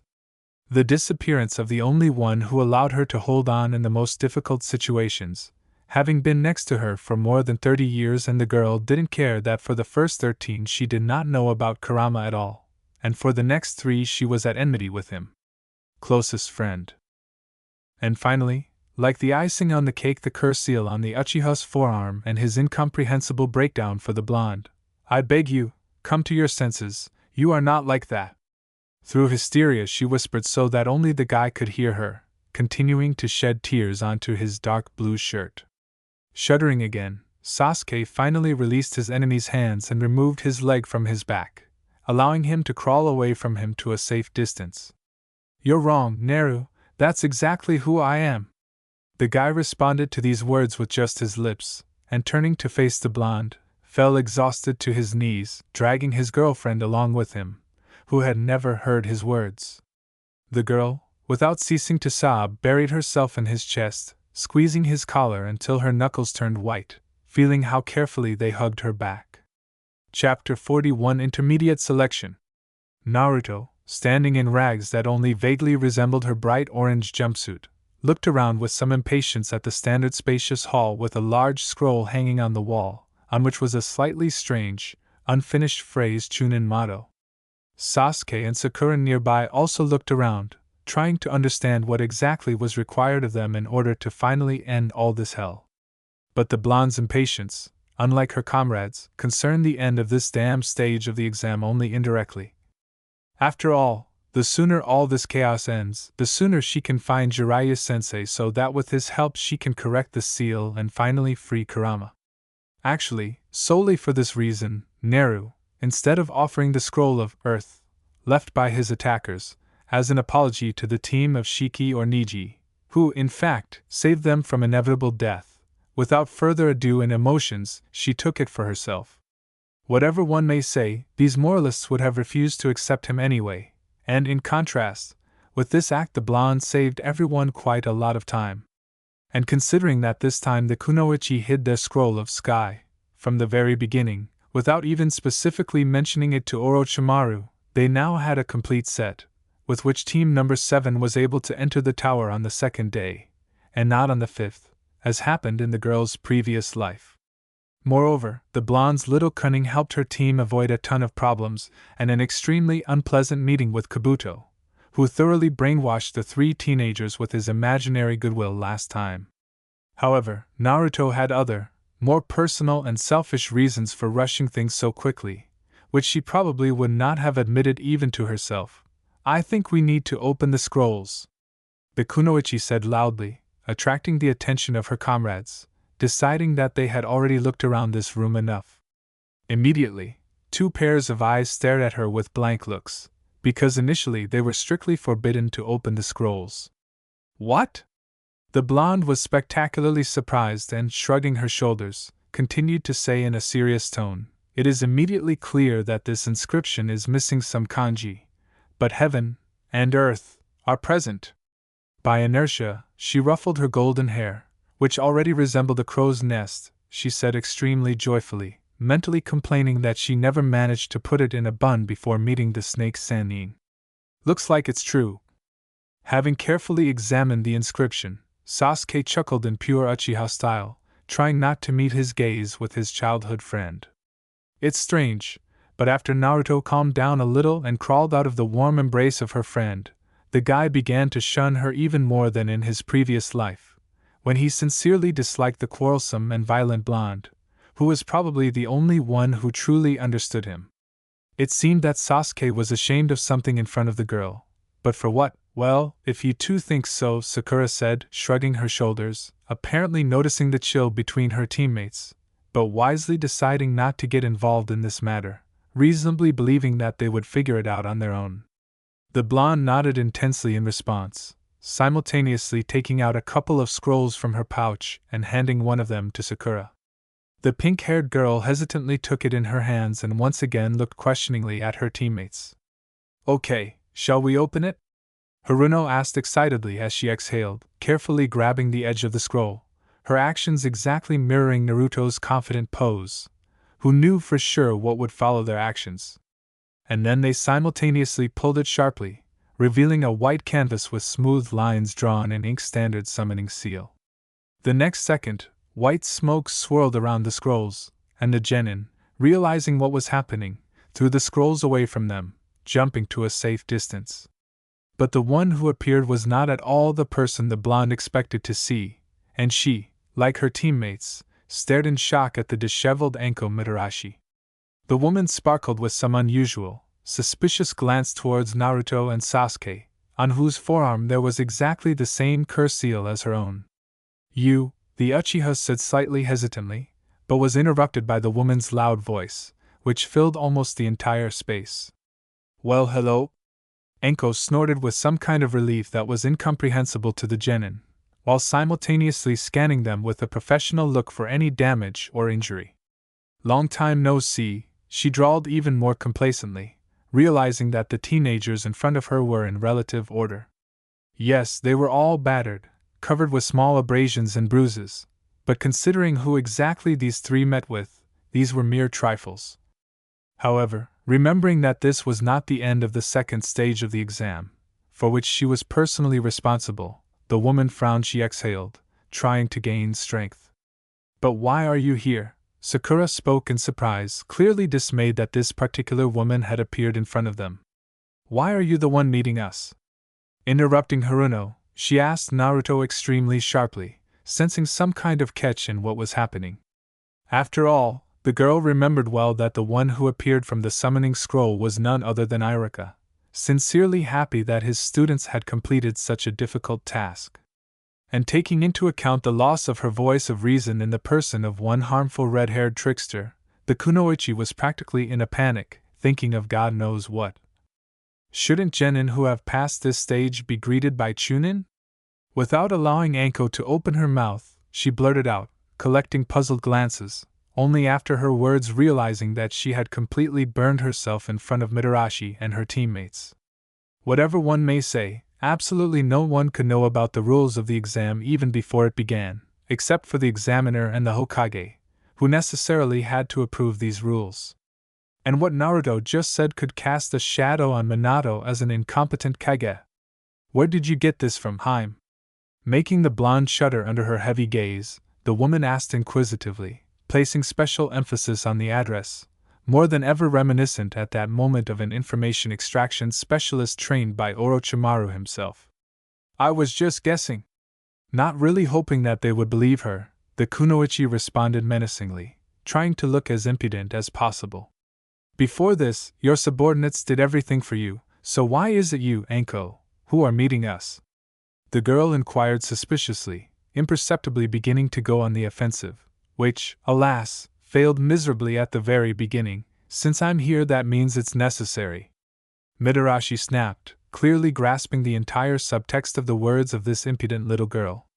However, being angry with a teenager, as Hitaki said, was the height of stupidity, so the woman decided to quickly move on to the very essence of her appearance in this room. "Team Kakashi, I officially announce that you have passed the second stage of the Chunin exam," she announced loudly, as if this little squabble had never happened. After her words, the genin were confused for a moment, looking at Mitarashi somehow incomprehensibly, as if unable to comprehend what exactly they had just been told.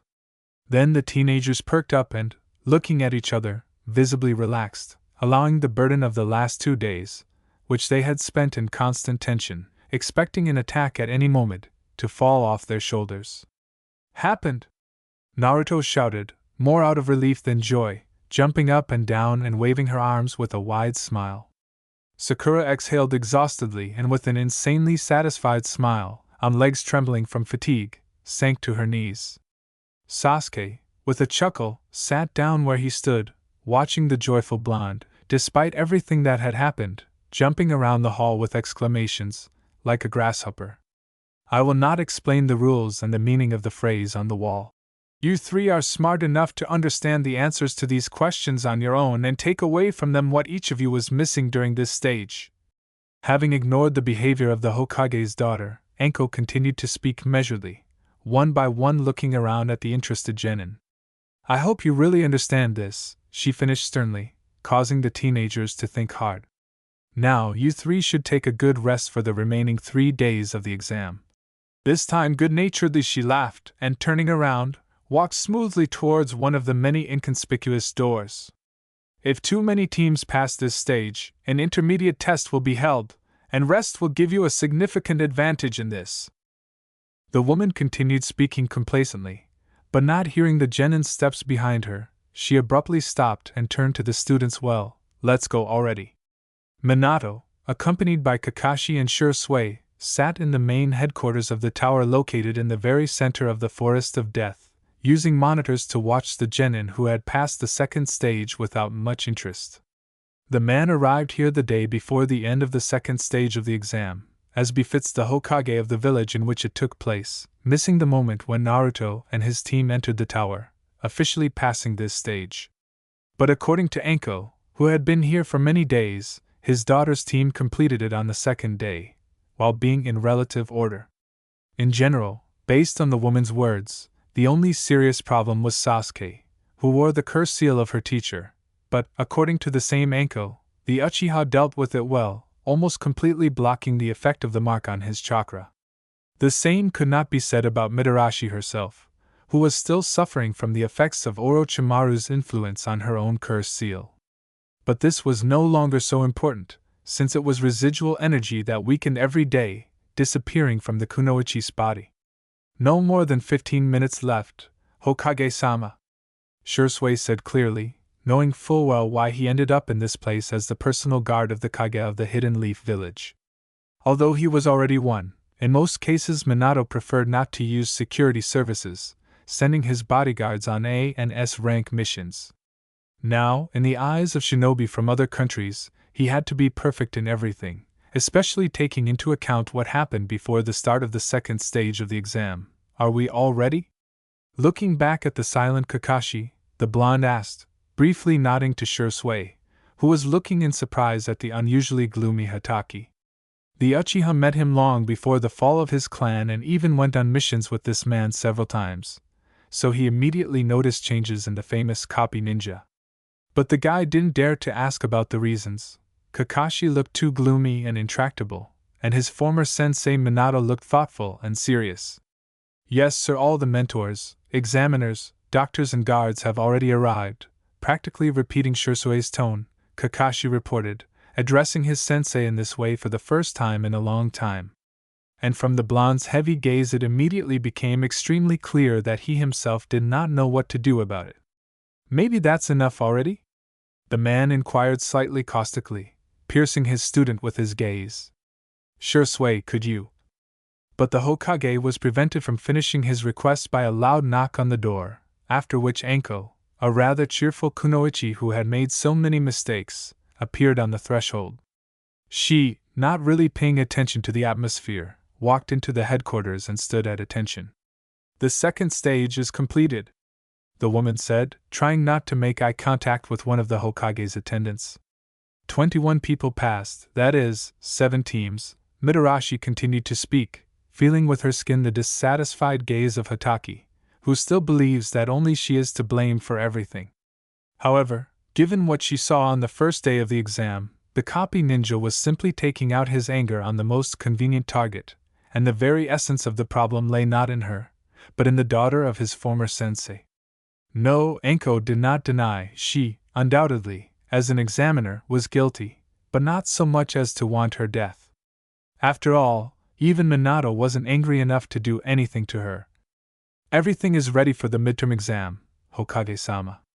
Great, I no longer have the strength to sit in this tiny room and look at the monitors, the blonde said cheerfully, rising to his feet. Shursui, Anko, go ahead, Kakashi, and I will catch up with you in just a couple of minutes. Holding his gaze on his guard, he said softly.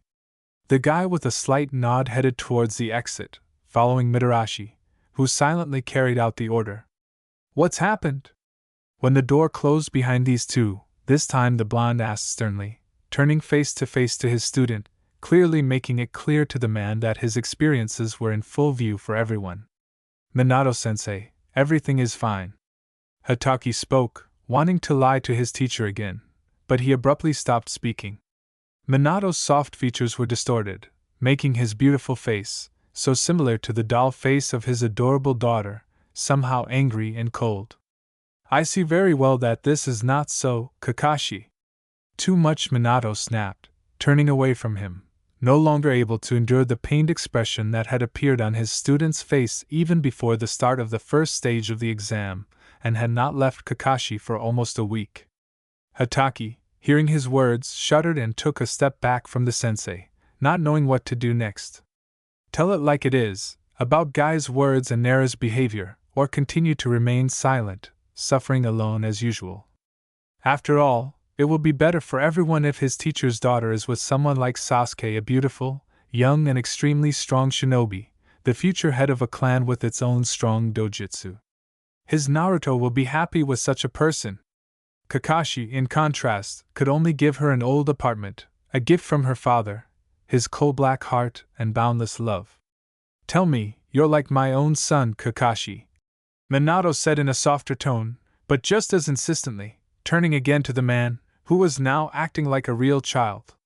This? Naruto stood in the ranks of genin in the center of the arena for fights that she knew well, where intermediate battles would take place very soon. She was dressed in an unusual fitted black tunic with elbow-length sleeves, with a thin orange stripe running right down the center, decorating the lock with a thin bright line, and a lining to match it, visible through the slits that reached almost to the wide belt. They offered a simply gorgeous view of the kunoichi's slender long legs, covered only by an orange miniskirt not much longer than the tunic itself, which were covered with black leggings that reached just above the knees. But what was most strange was that all this was brought to her personally by Anko, who after the end of the exam showed some strange concern for the Hokage's daughter. Directly in front of them, standing on a small podium, against a backdrop of huge hands folded in a sheep seal, stood her father, the Hokage of the Hidden Leaf Village, Minato Namikaze. Behind him, the Jonin stood in a line with expressionless faces. Mentors of all teams that passed the second stage of the exam. On both sides of the Kage, on the same level with the genin, there were examiners, also looking menacingly at the young generation of ninja, and apparently the Kage guard, whom some of the Hidden Leaf genin immediately recognized. Congratulations on passing the second stage of the Chunin exam, everyone said in unison, except for Minato, who, in Naruto's opinion, looked slightly distant and thoughtful. Although, considering that her father most likely already knew about Orochimaru's prank, the girl was generally very surprised that he was here now. After all, with such a hot temper, her daddy had to personally lead the search for someone who could harm his daughter. However, there was someone else who involuntarily captured the blonde's attention, her sensei and lover Kakashi Hatake. They didn't see each other for 5 long days, 3 of which Naru unsuccessfully dug into her memory, trying to understand the reason for his behavior. And she found nothing. Nothing dramatically different from her usual behavior. The only thing that was slightly different was what happened in the training room during the meeting with Team Guy. Then Kurama literally enraged her with his omissions, forcing her to act automatically, and Sakura with her jealousy. The problem was that Kakashi certainly didn't see how harsh, cold and angry she could be, so he couldn't be disappointed in his student.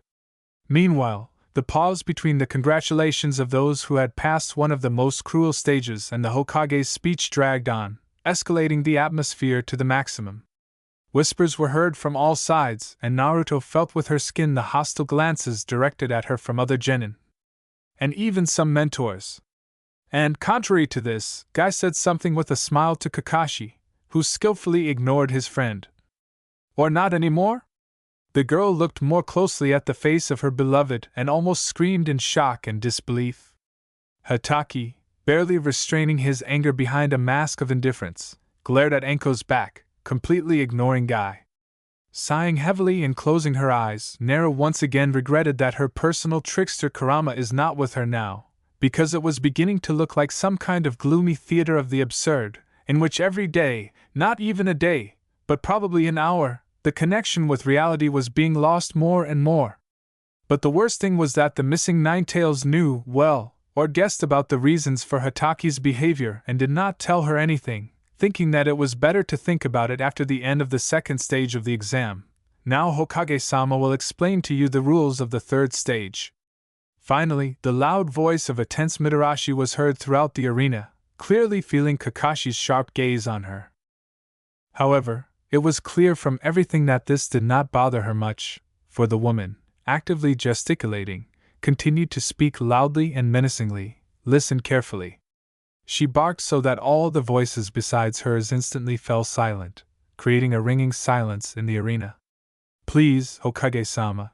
Yes, the blonde responded, instantly losing his thoughtful look, changing in the blink of an eye from a good-natured man to a strong and confident shinobi.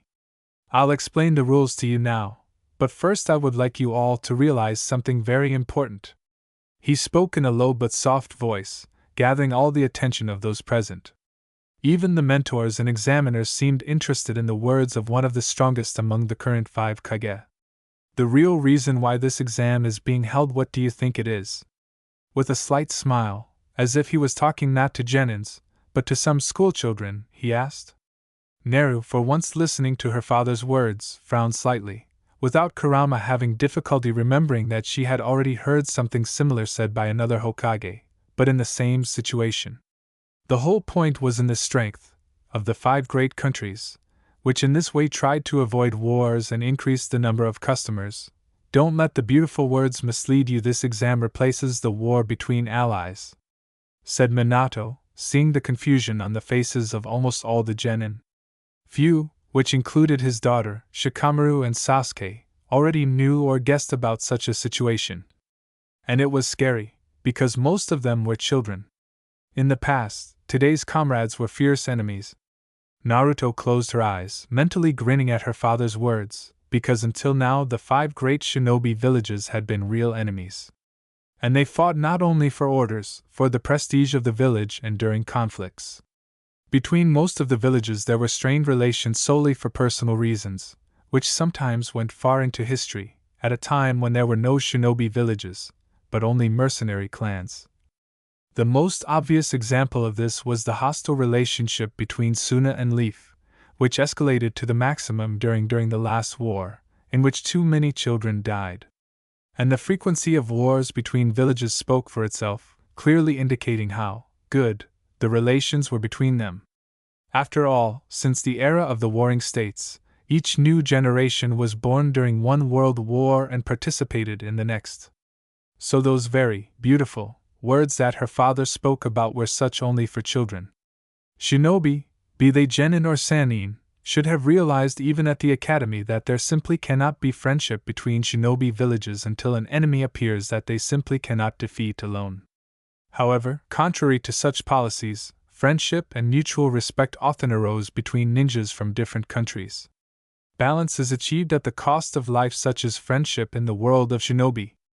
Minato said the true truth at the moment when Naru returned from her dark thoughts, which for once she had no one to discuss with. I'll tell you all one more thing before the 3rd stage begins, he said measuredly, again seeing a spark of interest in the eyes of his daughter, from books and old reports that she was allowed to delve into as a child, who knew firsthand what he was trying to convey to the genin. This is not just an exam, it is a mortal battle where your dreams and the honor of your homeland are at stake. Minato said boomingly in complete silence. I don't care what it is, Gaara said irritably, causing Naruto to turn around in surprise at the voice of a friend whom she had not even noticed when they entered this room. Not a single scratch or drop of dirt on his clothes made it clear to the kunoichi that this stage for him, like the last time, was some kind of funny joke. And the empty eyes and coldness that he had killed someone again explained what kind of battles, he said sharply, not showing even the slightest bit of respect for the head of the foreign village, causing with such an attitude an involuntary sad sigh from the blonde, looking exactly at him. Hokage-sama, the guy immediately added, slightly surprising the kunoichi, who clearly did not expect him to notice the reaction to the harsh words addressed to her father. I think the referee of the upcoming intermediate fights will better explain this to you, the Hokage said with a soft half-smile, previously slightly agitated by the too calm behavior of his daughter, noting that she had once again found herself a problematic friend from among her former enemies. Gecko hate, Minato drawled, and Konoha's special jonin in the field of kenjutsu stepped forward. Actually, Nara didn't remember him too well, because in her past, this hate, like many, died too early, leaving his bride alone. He was a young man of average height with a pale face, dark eyes, with deep bruises and brown hair reaching to his shoulders. In general, he looked, as then, deeply ill. The man was dressed in standard blue pants, a turtleneck, which was covered by a green jonin vest, and a blue bandana with a protector. And behind his shoulder was a katana, which was securely attached to a rope thrown over his shoulder. "Good afternoon, my name is Hate," he said politely enough, carefully examining each of the genin with a tenacious gaze. "Before the third stage begins," the man continued to speak, but in the middle of the sentence he coughed violently, causing incredulous glances, screaming about the strange, somehow half-dead state of this man. "You will have to do something." Finally clearing his throat, he finished the sentence, taking out a dark tablet from his bosom. "We will have to hold a qualifying round to determine who will participate in the third stage," Hate said quickly and went into a violent coughing fit again. "Qualifying?" Sakura suddenly shouted, having until that moment carefully listened to the sensei's words. "How is that?" Shikamaru added indignantly, clearly not happy with the upcoming prospect of fighting with someone again. "Sensei, I don't really understand. Why not allow everyone?" The pink-haired girl loudly added to her question, still remembering the words of Anko, who 3 days ago was talking about the midterm test. Perhaps this year the first 2 stages were too simple, so there were too many people left. The jounin explained through a cough, sincerely believing that he was saying obvious things. "In such cases, a qualifying round is held to reduce the number of participants." He shrugged, his eyes running over the text on the tablet. "Can't be," Sakura muttered quietly. "As Hokage-sama already said, many guests will arrive for the exam, so we are limited in time and cannot prolong the battles." Lowering the tablet, Hade explained to her, somehow hearing the pink-haired muttering. "In general, if someone is not feeling well or simply does not want to take risks, get out of line." Once again he looked around everyone present and said through a slight cough, once again shocking the genin. "The qualifying round will begin immediately." The man snapped, with his words completely throwing the young shinobi into a complete stupor. Chapter 42 First Battle. Naruto's skin felt the gaze of her father, who, having finished his strange opening speech, was again lost somewhere in the depths of thoughts unknown to her, completely ignoring what was happening around her. But it was still worth it for him as Hokage to look and delve into this theater of the absurd. One of the genin who with such difficulty passed this damned second stage with the Forest of Death, and finally reached the intermediate stage, the last step towards the finals and the title of Chunin, without any serious injuries or health problems, for no apparent reason decided to refuse further participation in the exam. By the way, if you believe Anko's slightly surprised words, this guy did not do such a feint for the first time, which, at a minimum, should have alerted a good half of those present. A quiet, inconspicuous, but damn dangerous shinobi, who in the girl's past life caused everyone a huge heap of problems, at a certain point even betraying his master. Kabuto Yakushi, a brilliant spy, the son of enemies, orphaned during the last Shinobi World War. By the will of fate he ended up in Konoha in infancy. And part-time one of Orochimaru's best henchmen, who managed to trick the snake Sannin around his finger and at a certain moment surpassed even his mind. Anko honestly tried to tell the Hokage about all this, except for Kabuto's involvement in the affairs of her former odious mentor, of course. But he simply ignored all the woman's words, glaring at his little pensive copy with an incomprehensible gaze. It seemed that Minato was trying to discern something different in his daughter, something strikingly different from his old little Neru, as if she was no longer the real her.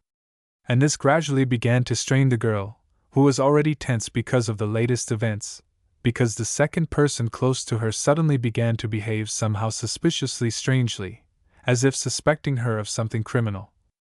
Naruto at times had a strong feeling that Kakashi and Minato one by one learned some terrible and vile secret about her, which radically changed their warm attitude towards the blonde. However, Naruto, Uzumaki, Namikaze actually had such secrets, in simply incredible quantities for her very young age. But someone outsider could only find out about them during an interrogation session with Inoichi himself, and that's not a fact, because a professional trickster was guarding the secrets of the young Kunoichi, the strongest of the 9 Bijou, the 9-tailed demon fox Kurama. However, something like this, for obvious reasons, simply could not happen. For who in their right mind could raise a hand against the beloved daughter of the Hokage while he held this post, being one of the strongest shinobi in the world? That is why the madness happening around her brought Nara into a complete stupor. Well, if there are no more people willing to finish their exam at this stage. As soon as Kabuto disappeared from the arena, Hate spoke loudly again, attracting the attention of the chattering genin, pondering the words spoken earlier by the Hokage and the unexpected departure of one of the representatives of the Leaf Village. The examiner coughed again, not having time to finish his sentence, in a sense spoiling the moment.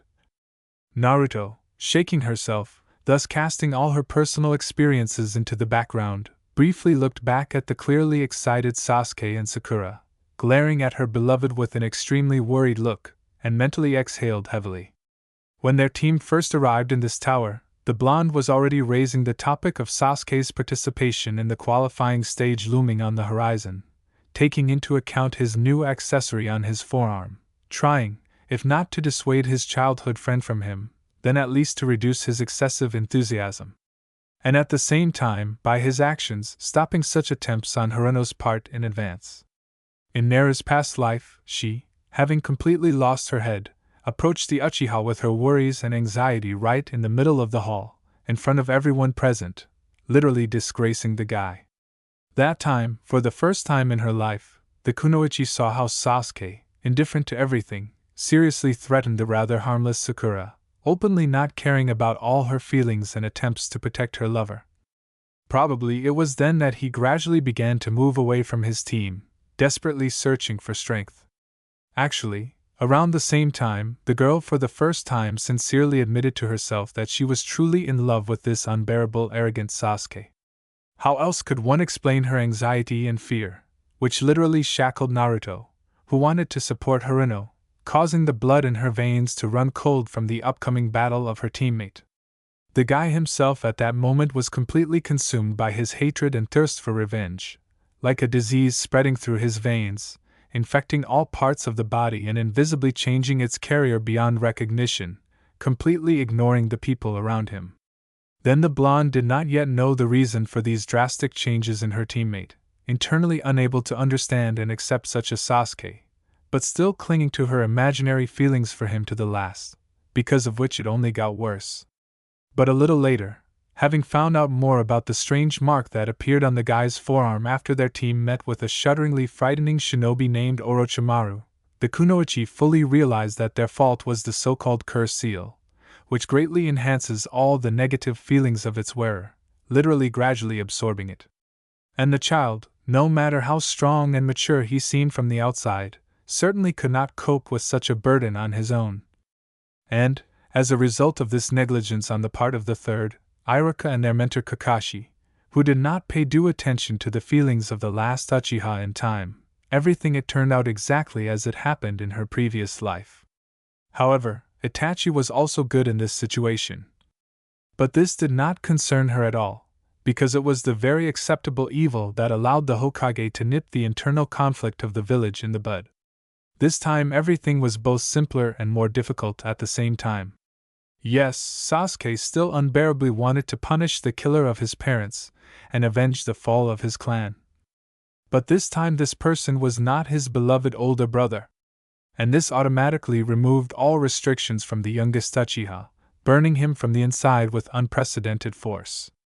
Simply put, this time the guy simply did not have any brakes, on a subconscious level preventing him from killing without regret the person responsible for the fall of the Uchiha clan, literally freeing his hands. But at the same time, Sasuke also gained something that he could have lost forever due to his rash actions, exposing both himself and his loved ones to real danger. That is why Naru, following the backup plan that she and Kurama had drawn up for the very, very worst case long before this Chunin exam, raised this topic a little in advance. And as a result of her small intervention, Sasuke, as the Nine-Tails expected, acquired a small paper seal that blocks the impact of Orochimaru's mark, almost completely restraining its harmful influence on the wearer. However, this seal of the Whirlpool clan, unlike the one that the Konoha masters put on the last representative of the Uchiha clan in order to keep the mark in a past life, had a rather extensive number of disadvantages. The first and largest of which was a rather short service life, simply incomparable with the impressive period of its manufacture. The seal inscribed directly on the body had an almost unlimited service life, feeding directly from its carrier, but with the paper version that Nara made, everything was not so rosy. With intensive use of chakra, the seal simply had to be replaced at least 3 to 4 times a day. The second, quite significant, but not very critical problem was a large number of restrictions that were imposed on the carrier during the battle, starting from filigree control and a clear calculation of wasted chakra to a strict ban on the use of any strong techniques, and even the unique dojutsu of his clan. And finally, the most important thing, the Uchiha had to continuously monitor the safety of the paper talisman itself, on which the impressive Uzumaki seal was inscribed. After all, even though the paper was tightly taped with a bandage to the guy's body, absolutely any, even the most insignificant damage to it could easily lead to the complete destruction of the seal. And at the same moment, all restrictions on Orochimaru's curse mark will be lifted, again absorbing the guy's mind, which was absolutely impossible to allow during the intermediate battle. Actually, this seal was the best that at the moment Naruto could offer his childhood friend with his still extremely limited knowledge of Fuinjutsu. Well, then let's start the qualifying stage, Hate announced, interrupting the chaotic stream of thoughts of one blonde, who was once again replaying the events of the last few days in a desperate attempt to sort everything that was happening into pieces. Which, unfortunately, without one harmful and hot-tempered trickster, was a completely pointless activity for a girl who was absolutely unaccustomed to analyzing and planning her actions. You will all fight against each other one-on-one. After looking around the silent genin with an inquisitive gaze, the man continued to speak, becoming a completely different person before his eyes. A confident, strong, and extremely dangerous shinobi. In a real fight. A little quieter, which made his voice slightly threatening, he finished, stepping aside to show everyone a large screen with 2 windows, on each of which there was a large inscription. Enemy. There are exactly 20 participants left, which means we will have only 10 fights. Hate glanced briefly at his black tablet, which inexplicably ended up in the man's hands, slightly cleared his throat, said in a normal tone and, looking at the genin with a tired look, extremely seriously added, "Only the winners of these fights will get a chance to participate in the 3rd stage of the Chunin exam." Nervous, excited whispers were again heard from the young shinobi, which immediately fell silent as soon as the special jonin of the Hidden Leaf Village once again looked sternly at a couple of the noisiest of them. "There are no restrictions. The battle will continue until one of you dies, loses consciousness, or gives up," the man said gloomily, making it clear to everyone that the jokes were over long ago and it was time for everyone to get together and become who they are. However, Naruto, who had again fallen into an internal dialogue with herself, didn't really listen to him, knowing too well that his words about death and unnecessary corpses, with which Hate was scaring those around him, explaining in more detail the rules of intermediate battles, served solely to escalate the situation before the start and to make young people aware of the importance of the situation. Otherwise, out of the 20 genin who passed through the forest of death, no more than 7 or 8 would remain alive, and even less would be intact. Just remember that terrible fight between Gaara and Rock Lee. The blonde, having completely lost the thread of the Jonin's monologue, without a twinge of conscience, burying herself headlong in her memories from a past life, thoughtlessly turned towards the youngest son of the Kazekage, standing nearby with an absent look. Gaara hasn't changed a bit since their first meeting in this time. Cold, menacing, and tremblingly frightening, with his whole appearance he made it clear to the girl that this time something similar would happen, and maybe something much worse. But these were not her problems at all, because in their battle she would not suffer no one except the pride of the defeated Lee and the one-tailed Jinchuriki who won from him. At least, neither her father, nor even Guy, will allow this. Perhaps it was somehow cruel on Nara's part, but this fight should have been a huge step for each of the opponents towards realizing themselves as shinobi. "It's a pity you won't see this show, Fox Face." The kunoichi grinned sadly to herself, roughly imagining Kurama's comments during their battle, and in order to escape from the melancholy again rolling over her, she sharply turned away from her old new friend. Immediately encountering another problem, the bright blue eyes of her father, boring into the blonde with an even more incomprehensible, and even slightly alarming gaze. Here, take a look. Meanwhile, through a muffled cough, Hate spoke a little louder, gathering the glances of everyone present, including Naruto, who perked up like a cat, who hurried to look away from her daddy, and exactly the same Minato. This scoreboard will show random pairs of fighters.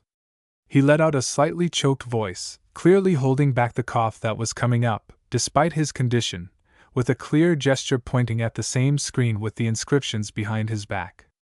So, we announced the first couple. And, as soon as the man's voice died down, various names flickered faintly in the windows on the scoreboard behind him. Everything around seemed to freeze in anticipation. The hall plunged into a tense, ringing silence, broken only by the quiet breathing of those present and the muffled cough of the examiner.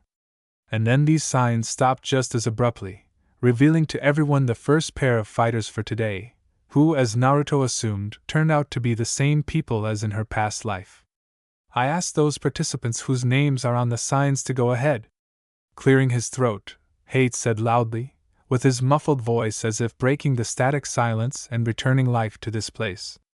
The kunoichi, emerging from her thoughts, suddenly perked up, and without thinking twice, threw herself on the neck of her childhood friend, quietly checking the thick bandages that were barely visible from under the collar of his sweater. "Do you remember everything I told you?" she quietly hissed in the guy's ear, pretending to weightlessly kiss him on the cheek, completely ignoring the surprised whispers of those around him. "No Sharingan or high-ranking techniques." Looking him straight in the eyes, the blonde said sternly and, after thinking about it, added extremely seriously, "Watch for any changes in your chakra. Finish it there already, lovebirds." Without knowing it, signing his own verdict, Sasuke's opponent mockingly laughed, standing proudly next to the impassive examiner, who wisely decided to tactfully remain silent, instantly attracting several hating, confused and a whole bunch of curious glances. "So you can't wait to die?" The Uchiha chuckled dryly, turning around briefly. "I know, Neru." Contrary to his previous tone, he somehow nodded slightly embarrassedly to his childhood friend and, twisting out of her arms, confidently took a place opposite his opponent with an arrogant smile. Akato Iroi versus Uchiha Sasuke, standing exactly between the opponents, Hate said loudly and, looking at the genin one by one, asked, "Ready?" A clear, synchronized yes echoed throughout the training hall, filling it with a resounding, viscous ringing, thus completing the last formalities before the start of the battle. Sakura, who this time didn't even pay attention to the frivolous actions of her teammate, completely unnoticeably found herself next to Neru, swallowed loudly, attracting the girl's attention, unconsciously clinging to her elbow, like some kind of life preserver. Haruno at that moment did not look like herself, looking almost twice as bad as Sasuke after he used the cursed seal, all pale, slightly trembling, with tears welling up. However, Naruto could not blame her teammate for anything, because she herself, without the specific support of Kurama, held on to pure perseverance. Whatever one may say, this time everything should have gone completely differently, and the outcome of this particular battle could have been absolutely anything. And the reliability of her own seal was a big question for the kunoichi, because the type of formulas underlying it was at a completely different level than the girl's current knowledge. Therefore, even taking into account the fact that this seal among similar ones in the arsenal of the scarlet-haired demons was practically the lightest, Naruto spent a lot of energy and nerves on creating a dozen of them. Secretly from her father, she drew at night for 3 whole months with special ink, the production of which also took a lot of time. Formulas, soaking them with his chakra, at the insistence of the Nine Tails, preparing for any twists of fate. And, to my great regret, I was right. So, let's start the first battle. Meanwhile, Hate shouted loudly, announcing the start of the intermediate stage. "I ask everyone except the participants to go to the top tier," the man said, gesturing to the iron staircase leading to a long balcony that wrapped around 3 of the 4 walls of the arena. The genin, along with their mentors, began to slowly flock to this staircase, quietly whispering among themselves, discussing the latest news and the possible outcome of the upcoming battle. Naruto, with a trembling Sakura in tow, did not wait for Kakashi, and also headed towards her, passing by the Uchiha, smiling at him once again encouragingly. Mentally praying to all the gods that this damn piece of paper would withstand Sasuke's fight, because Naru still had a little doubt about her work, even despite the tests carried out in the last days. All 3 days that her childhood friend passed with the blonde seals, which she regularly checked and changed, Orochimaru's curse mark, as it should, was in a state of suspended animation, not reacting in any way to the chakra of its carrier, which he, at the request of his friend, slightly used it a little. But no matter how you look at it, a real fight is always different from training, so… Naruto froze abruptly and shuddered slightly, instantly losing her warm smile, noticing how her father and the commander of their team were heading straight towards the guy with gloomy faces. Therefore, the kunoichi, slightly changing the trajectory of her movement, stopped just a couple of steps from her childhood friend, Sasuke. Minato said quietly and surprisingly sternly, coming close enough to the one who had long become like his own nephew, trying to speak so that only those standing very close could hear him. Don't carelessly use your chakra, it could trigger a dormant curse mark on your forearm. The man spoke in a very gloomy and slightly sad voice, looking extremely serious at that moment. Hatake, behind his back, just silently drilled some strange, with either a sympathetic or irritated look from the younger Uchiha, frightening even Nara, who was watching this picture from the side. If you awaken her, for your own safety, I will immediately stop this fight and isolate you from everyone. This time the man said somehow dispassionately in a tone more typical of the Hokage when imposing punishment on a guilty shinobi, causing genuine surprise on the face of his daughter, who for the first time saw such an attitude on the part of Minato towards this guy. I made a restraining seal for him, Dad. Without allowing Sasuke, who was just as surprised as she, to open his mouth, the blonde blurted out a little irritably on the verge of hearing, so stop threatening and scaring him. She quickly snorted, completely ignoring the amazed look of her father, who sensed some threat in her daughter's tone. Let's go to the balcony already, I have something to tell you too. Without looking at Kakashi, she finished speaking more calmly, for some reason afraid of what she might see on her beloved's face, without Kurama's support, preferring for now to simply run away.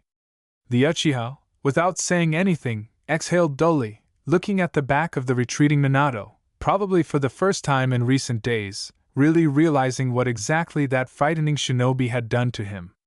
And of course, the fact that Naru again saved him from a shameful loss, giving him at least some, albeit illusory, chance of victory. This strangely irritated the guy, because it was already becoming a habit, he mutters, and the blonde helps to get out of the resulting chaos, offering the only correct way out in this situation. But it was Sasuke who was the man in their couple who should help, guide and save his precious childhood friend. He no longer wanted to catch up with Naruto Namikaze, the Uchiha wanted to be in front, to become her support. But Naru did not want to give up the championship to him, breaking through more and more obstacles in front of her, leaving her friend far behind. And at the same time, Sasuke was sincerely glad that, despite his character and behavior lately, she was still there, diluting his gloomy gray life with bright colors, making him forget about his true goal at least for a while. And these conflicting feelings gradually drove the guy crazy, literally tearing him apart, sometimes making him hate his girlfriend. So, let's start. Quite unexpectedly for Sasuke, the loud voice of the examiner scattered across the arena, forcing the guy to pull himself together and return to reality, where he was left alone with his new opponent. Minato, contrary to all the rules, settled down on the balcony next to his daughter's team, wanting to quickly understand the madness that was happening and find out what Naruto herself wanted to talk to him about. However, almost no one noticed this violation on the part of the head of the Hidden Leaf Village, watching with interest the beginning of the fight between one of the last representatives of the once great Uchiha clan and an unknown, but clearly strong shinobi. Actually, this is true. In theory, it should have been a very colorful and exciting battle, especially considering the fact that the cursed mark was bound by a seal and Sasuke received relative freedom of action. But sad as it was to admit, the younger Uchiha now worried Minato much less about the relationship between his daughter and student. For Kakashi was slowly but surely going crazy after hearing some ridiculous gossip from Guy, and Naruto, apparently, was simply afraid openly deal with his behavior, fearing a repetition of his reprimand about his unworthiness and a 3-year game of catch Kakashi between missions. And something urgently needed to be done about all this, because, looking at Hatake, this misunderstanding could easily end with someone's death, looking like the most ordinary accident. Well, or Kakashi would repeat the fate of his father. Especially after he saw with his own eyes how excitedly Nara looked at his friend, how he hugged him and kissed him on the cheek. In fact, Minato himself initially doubted his beliefs. But after Naruto's words about the restraining seal, the reasons for his daughter to squeeze, the younger Uchiha became perfectly clear to him. Sasuke will win. The blonde grinned, carefully watching the start of the battle between the two genin, tearing her father away from his thoughts with her words.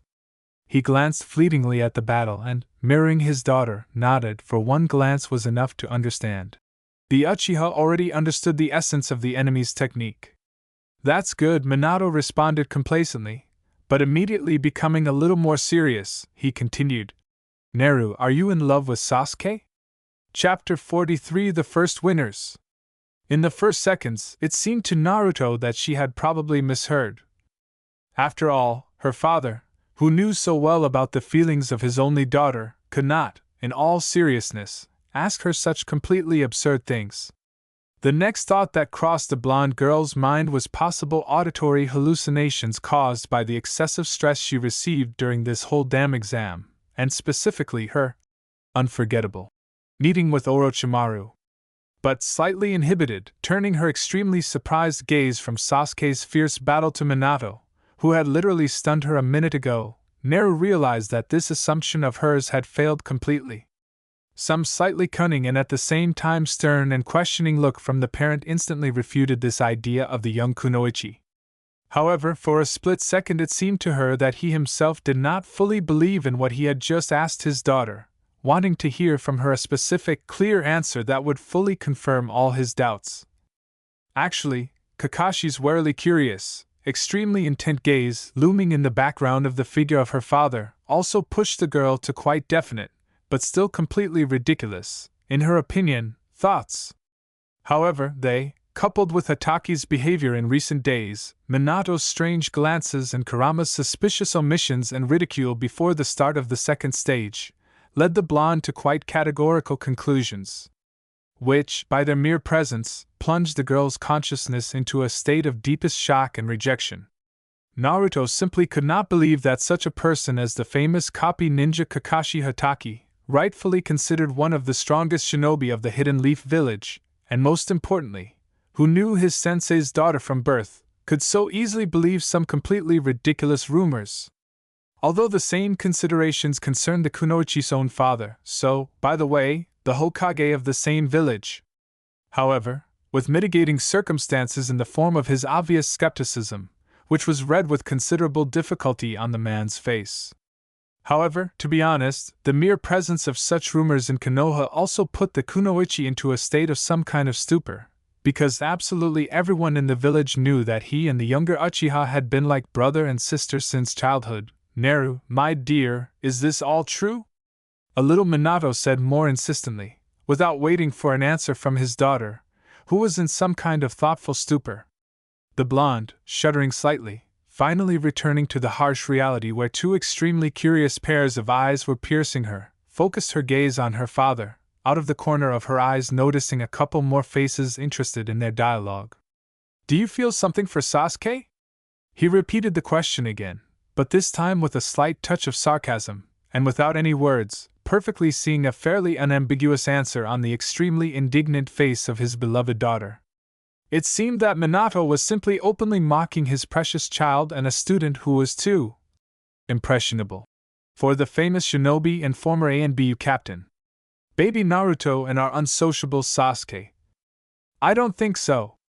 Laughed loudly in a suspiciously familiar voice right behind the blonde, who was already ready to burst into righteous anger, ahead of her by literally a few fractions of seconds. Our little Hema Leaf definitely needs someone more lively, perky, emotional, and charismatic," the guy mockingly drawled in a sweet tone, because of which the girl, who just a couple of moments ago wanted to vehemently support the words of this man, felt a suspicious herd of goosebumps on her back, running like a herd across her skin, literally choked on air.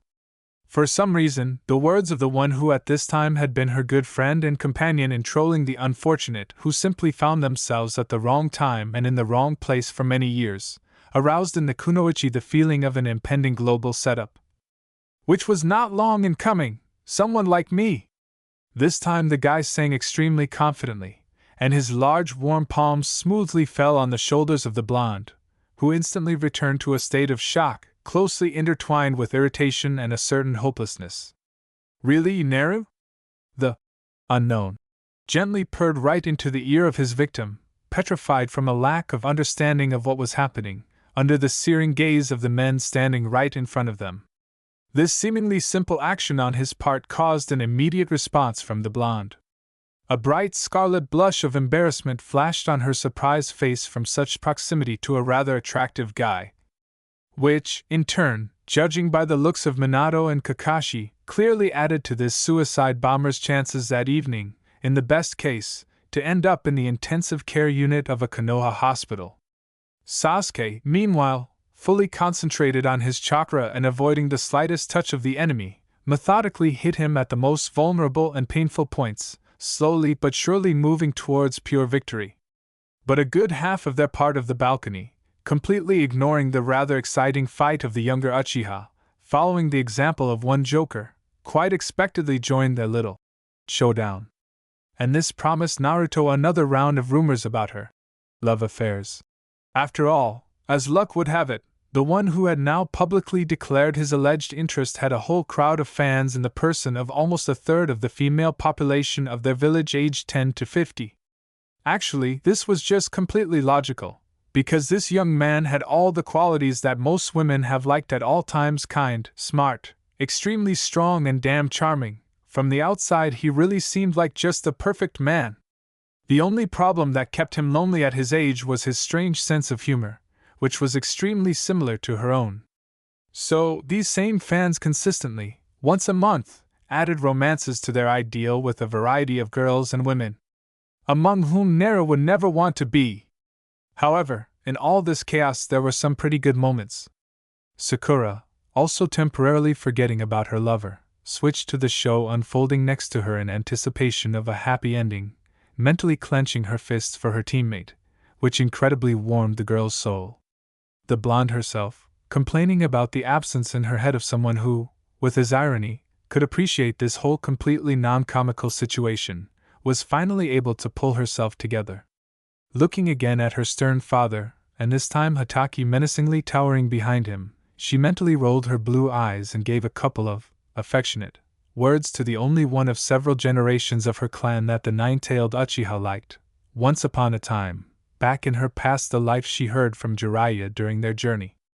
Then Naruto stretched her lips in a sincere, wide, but at the same time extremely caustic smile, clearly telling everyone who at least somehow knew her that someone was going to be in a lot of trouble. "Have you finally decided to ask Dad's permission, my dear Shursui?" To the blonde drawled in a gentle and melodious voice with barely noticeable notes of irony in her voice, throwing off her limbs with a slight movement of her shoulders at the end of her insolent old friend. "Daddy, Kakashi, will you allow him to look after me?" Slightly out of character, the girl grinned sarcastically, at that moment reminding herself of Kurama, and with a fleeting wink at her father, she turned sharply towards the clearly flinched Uchiha. "I thought you would never dare to do this again," gently Naruto sang in an enthusiastic voice, looking at the very frightened guy with her bright sparkling gaze, clearly expecting a different reaction from her. Actually, in any other situation, the kunoichi would really react differently. Having listened to the idea of the nine tails, she would have written off all Shursui's words as a joke, or simply shouted at him from the bottom of her heart.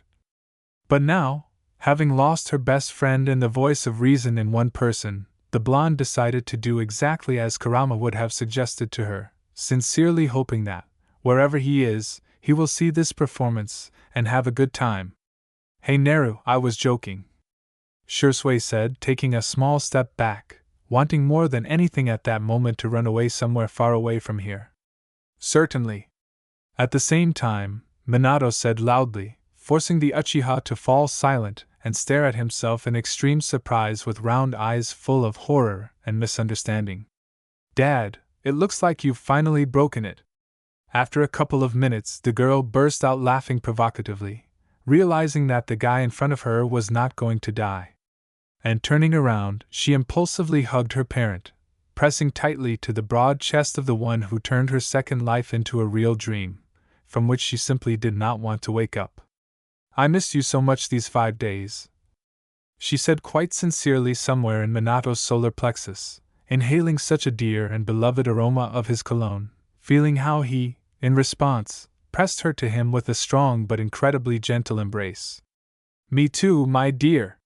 He smiled, very quietly responding to his daughter's words, and gently released her from the wring of his hands to look at his daughter's face again. You're great, the man said proudly, looking at the girl in front of him and not recognizing. Now, in this unusual clothing, more typical of an adult kunoichi, it seemed to Minato that his little Naru had already become a completely grown-up girl, incredibly reminding him of Kushina at that age.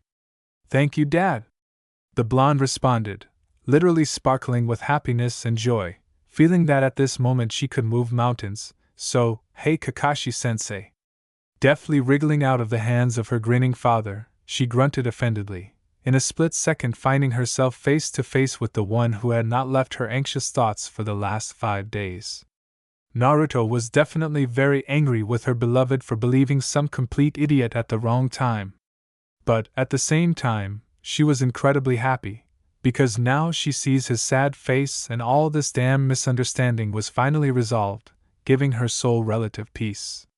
So, without thinking twice, the blonde, forgetting about her embarrassment and prejudices, literally jumped on the man, wrapping her legs around his waist and his neck with her arms, so that their faces were impermissibly close.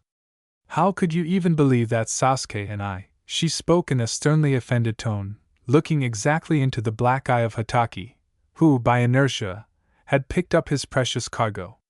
Somewhere in the background, Hate announced the winner of the first battle of the qualifying stage, and loud congratulations poured in from all sides to the younger Uchiha, but Naru had no time for that. She admired the man's slight apologetic smile. You know that I love only you. On the verge of audibility, the kunoichi languidly said as if in his ear, and having kissed Hatake somewhere in the corner of her lips, hidden by a thick black mask, the girl, blushing like a ripe tomato, immediately slipped out of his strong hands, joining in the congratulations as if nothing had happened. His childhood friend, mentally cursing the Ninetales for spontaneously fulfilling his old dream. This is all the character of Kushina and the genes of the Uzumaki clan. Placing his hand on his shoulder, Minato chuckled mockingly, seeing the bright blush visible from under the mask of the idiot student frozen with a smile. At the same time, explaining with these words the action of his daughter and the fact that she will remain true to her sincere feelings even on the verge of death. That's for sure, said Shursui, who had quietly found himself right behind his immediate superiors, sincerely hoping that he would be forgiven for the previous joke. I'll talk to you later. Minato dryly threw over his shoulder, without even looking at the drooping guy. Naruto watched with joy as Sasuke, unlike her past life, being in perfect order, towered over the unknown defeated genin from the Hidden Leaf village, who, she knew this for sure thanks to his chakra, was another spy for Orochimaru. The blonde didn't see her friend's entire fight, but given that he wasn't fighting Lee this time, the final blow wasn't sure Rindan. However, considering who exactly his personal mentors were this time, this victory should have been no less exciting and beautiful. Well done, Sasuke! Completely unexpectedly for the girl, a calm Minato appeared next to her childhood friend, smiling warmly in a fatherly way and patting the guy on the shoulder. The girl, briefly turning around, giggled stupidly when she saw the still confused Kakashi standing slightly to the side with a truly stupid expression on his face. And in order to support her father, who replaced their mentor, who had temporarily lost contact with this world, with loud exclamations she jumped onto the railing, leaning slightly forward. "Sasuke, you did it!" she shouted, throwing up her hands, attracting almost all attention to herself. And, as luck would have it, at the same moment, tangled in long hair that had fallen on her face, the blonde slipped on a thin metal pipe of the railing, threatening to fall headlong from the balcony in front of everyone. Only, like many times before, she felt strong, warm hands on her waist, holding her from a fatal fall. "We have to be careful, Naru." Under the surprised glances, the man chuckled, pulling her back onto the balcony, and putting her in her place, hugged her tightly from the back, pressing her to him. "Do you really want to leave me a widower before the wedding?" Quietly, so that only she could hear him, the man unexpectedly playfully drawled, driving the blonde into crimson, as if taking revenge on her for recent events. Naruto, not knowing what to do with embarrassment, lowered her head, hiding her face behind her damn long hair, noticing out of the corner of her eyes the frightened faces of her father and Sasuke, who almost rushed to catch her under the balcony. By the way, Minato somehow forgot about the technique that made him famous as the Yellow Lightning of Konoha. "Sasuke, I'm proud to have a student like you," Hatake said loudly and clearly this time, masterfully ignoring the dozens of surprised eyes watching him tenderly hug the Hokage's daughter's waist. "Maybe you'll let me go already?" The girl squeaked quietly and extremely embarrassedly when medical ninjas flashed in the arena, and her father, throwing something to one of them, headed towards the balcony with the younger Uchiha. This time, Naruto mentally thanked God that Kurama is now locked somewhere inside her skull and cannot insert her ironic 2 cents, otherwise she would prefer to lie under this damn balcony right now. "You will not get it." Kakashi grinned, hugging the blonde, surprised by his answer, even tighter, to the slightly hysterical laughter of Shursui standing next to them. "Have you finished playing?" the guy said angrily through his laughter under the gaze of his girlfriend's blue eyes, promising a slow death. "So are you." Minato's stern voice came from behind them, this time accompanied by a synchronized, contented chuckle from the girl and her lover. "Hokage-sama, I was just joking." Instantly standing in line, he clearly identified Shursui and, obeying the careless gesture of his boss bestowing mercy, instantly disappeared from his sight, as befitted a Hokage guard, hiding somewhere in the shadows. "So, let's start the next battle." Hade cleared his throat and cheered loudly as the medical ninjas finally left the arena with their defeated opponent on a stretcher. Names flashed on the signs again, but Naruto, still in the ring of arms, could not gather her thoughts, feeling wild discomfort.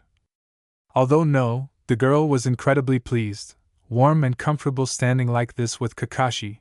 Only all this attention and the whispers terribly embarrassed and unnerved the blonde. "Abumi Zaku vs. Aburame Shino."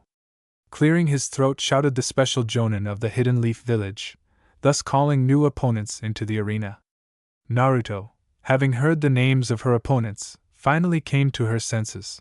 Forgetting about all the discomfort, she turned her gaze down to where her friend and one of those who had just recently almost killed the entire team number 7, 10 and part of Guy's team stood. It was this man who was saved by the blonde, stopping Sasuke, who was completely absorbed by the cursed seal of Orochimaru. However, looking at his injuries, it immediately became clear that she did it too late. Both of the man's arms were still bandaged and rested tightly on his chest, completely preventing him from using his unique jutsu. However, even so, he looked extremely threatening, as if he knew in advance that Shino standing in front of him was not his rival. "It's that freak," Sakura spat out on the verge of audibility, just a couple of seconds ago, like a mother hen, hovering around the younger Uchiha with Ino, watching Hade announce the start of the fight. How did he even dare, after everything that happened? Yamanaka echoed her, slightly shocked, agreeing with her best friend and eternal rival. This did not contradict the conditions of this stage. With clear contempt in her voice, Naruto supported their dialogue, hinting that such decisions are made personally by teams based on their moral qualities. The only question is, what does he hope for with such and such injuries? She grunted displeasedly, completely forgetting about the hug, leaning again on the railing, watching as Zaku freed his trembling left hand from the bandage, wanting to fight with her. Considering his skills and age, Shino, who just graduated from the academy, is not the worst option. Sasuke joined the girls' conversation, standing next to his friend, glancing briefly at his and Kakashi's pose. Remember what happened in the Forest of Death, the Uchiha said, looking seriously at the girls, not even seeming to notice the obvious surprise on their faces.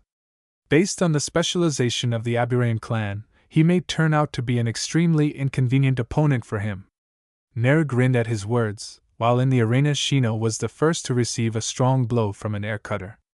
I think so too, the Hokage chuckled from behind the genin, closely watching the ensuing battle between the genin, seeing perfectly well that the song of this guy from the Hidden Sound Village had already been sung. And you kids will tell me about what happened during the second stage of the Chunin exam a little later. He drawled sternly, to Hataki's grunt of agreement. Hey, get up!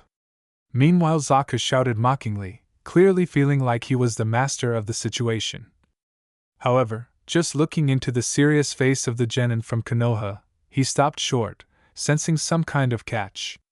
Actually, what exactly was the matter, the man realized very quickly, because from the deep wound left by his technique on the face of this boy, not blood began to appear, but real living beetles, gradually tightly clinging to the entire area of the wound. But the most terrible thing for the man was an eerie, gradually increasing buzzing noise coming from right behind him.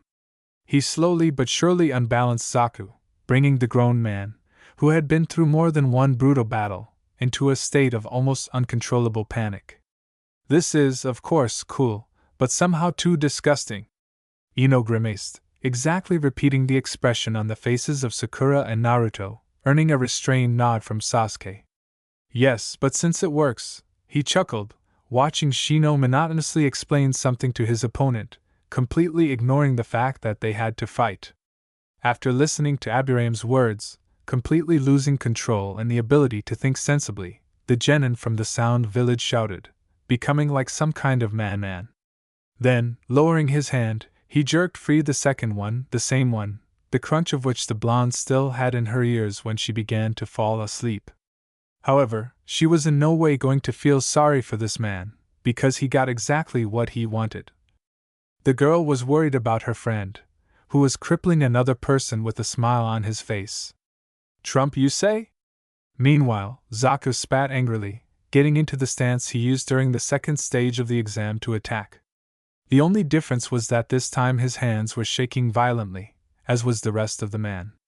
It seemed that he was simply overcoming hellish pain in order to attack at least one last time with his full strength. Like this. He laughed loudly, causing gasps of surprise from all sides of the balcony. Very stupid decision. Kakashi suddenly threw it, as did Naru, leaning forward slightly. He should have agreed to this guy's offer to surrender. Something he grinned, briefly glancing at the proudly standing Kurenai, who heard the words of the best student of her stream, who never simply praised anyone.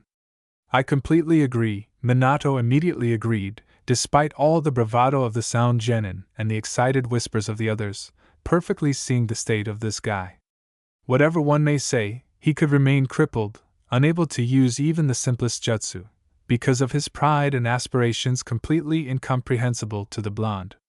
This fight was over at the moment when Shino surrounded his opponent with insects. Why? Sasuke asked thoughtfully, sincerely believing that giving up without showing absolutely everything you can is much worse than any loss.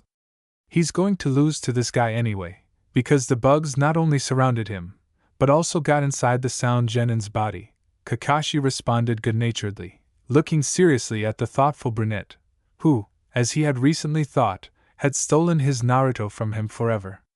So that's why his chakra circulates so strangely through the Kirakuki, as if it's clogged up in the Tenketsu around the elbows? Turning to the man, the blonde asked a little thoughtfully, truly seeing such pinpoint stagnation of chakra in a shinobi's body for the first time.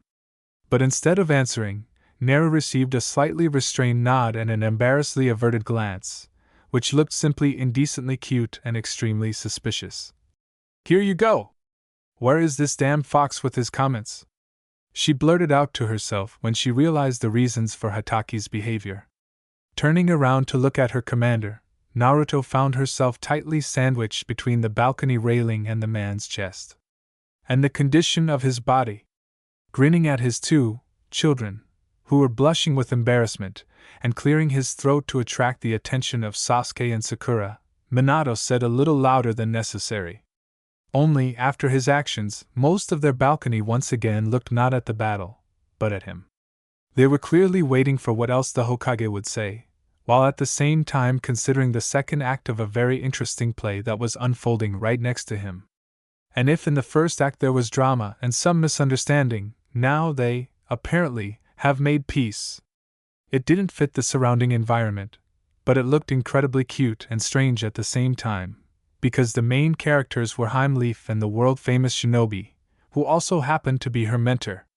And all this happened with the complete connivance of the blonde's father, about whom there were many rumors even during the Third World War, when he was an ordinary jonin. I am very surprised that he can even somehow move his arms, because the one who broke them to this unfortunate man did it like some kind of wild animal, crushing the joints and tearing the muscles to shreds.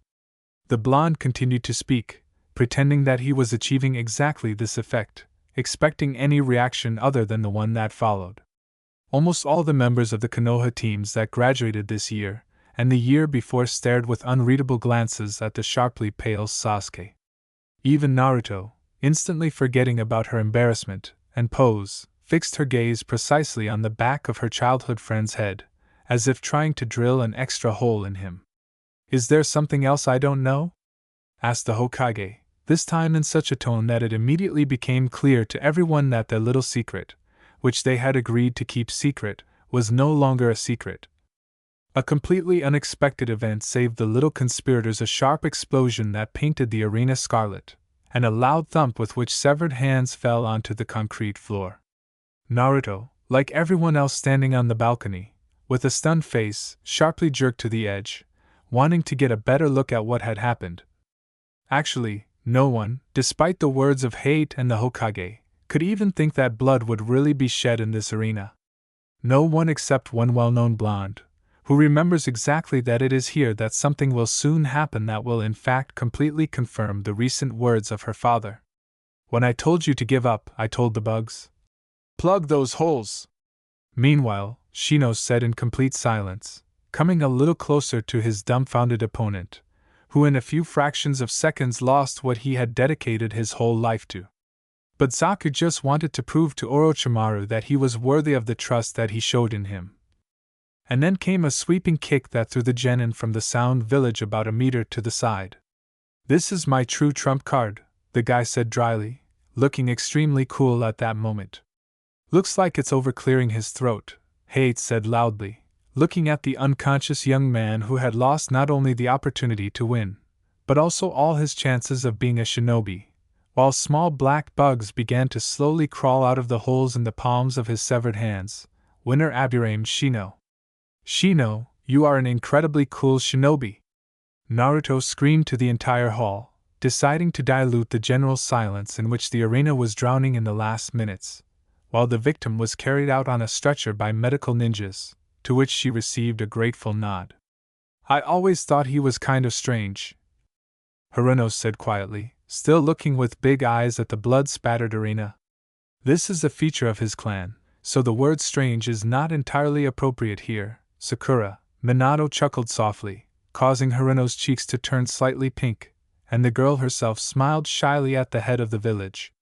"So," Hate said, clearing his throat, standing in the center of the already clean arena, "perhaps we can start the next battle," he said, and on the scoreboard the signs with the names of the genin who passed the second stage of the exam flashed again, and the arena instantly plunged into tense silence.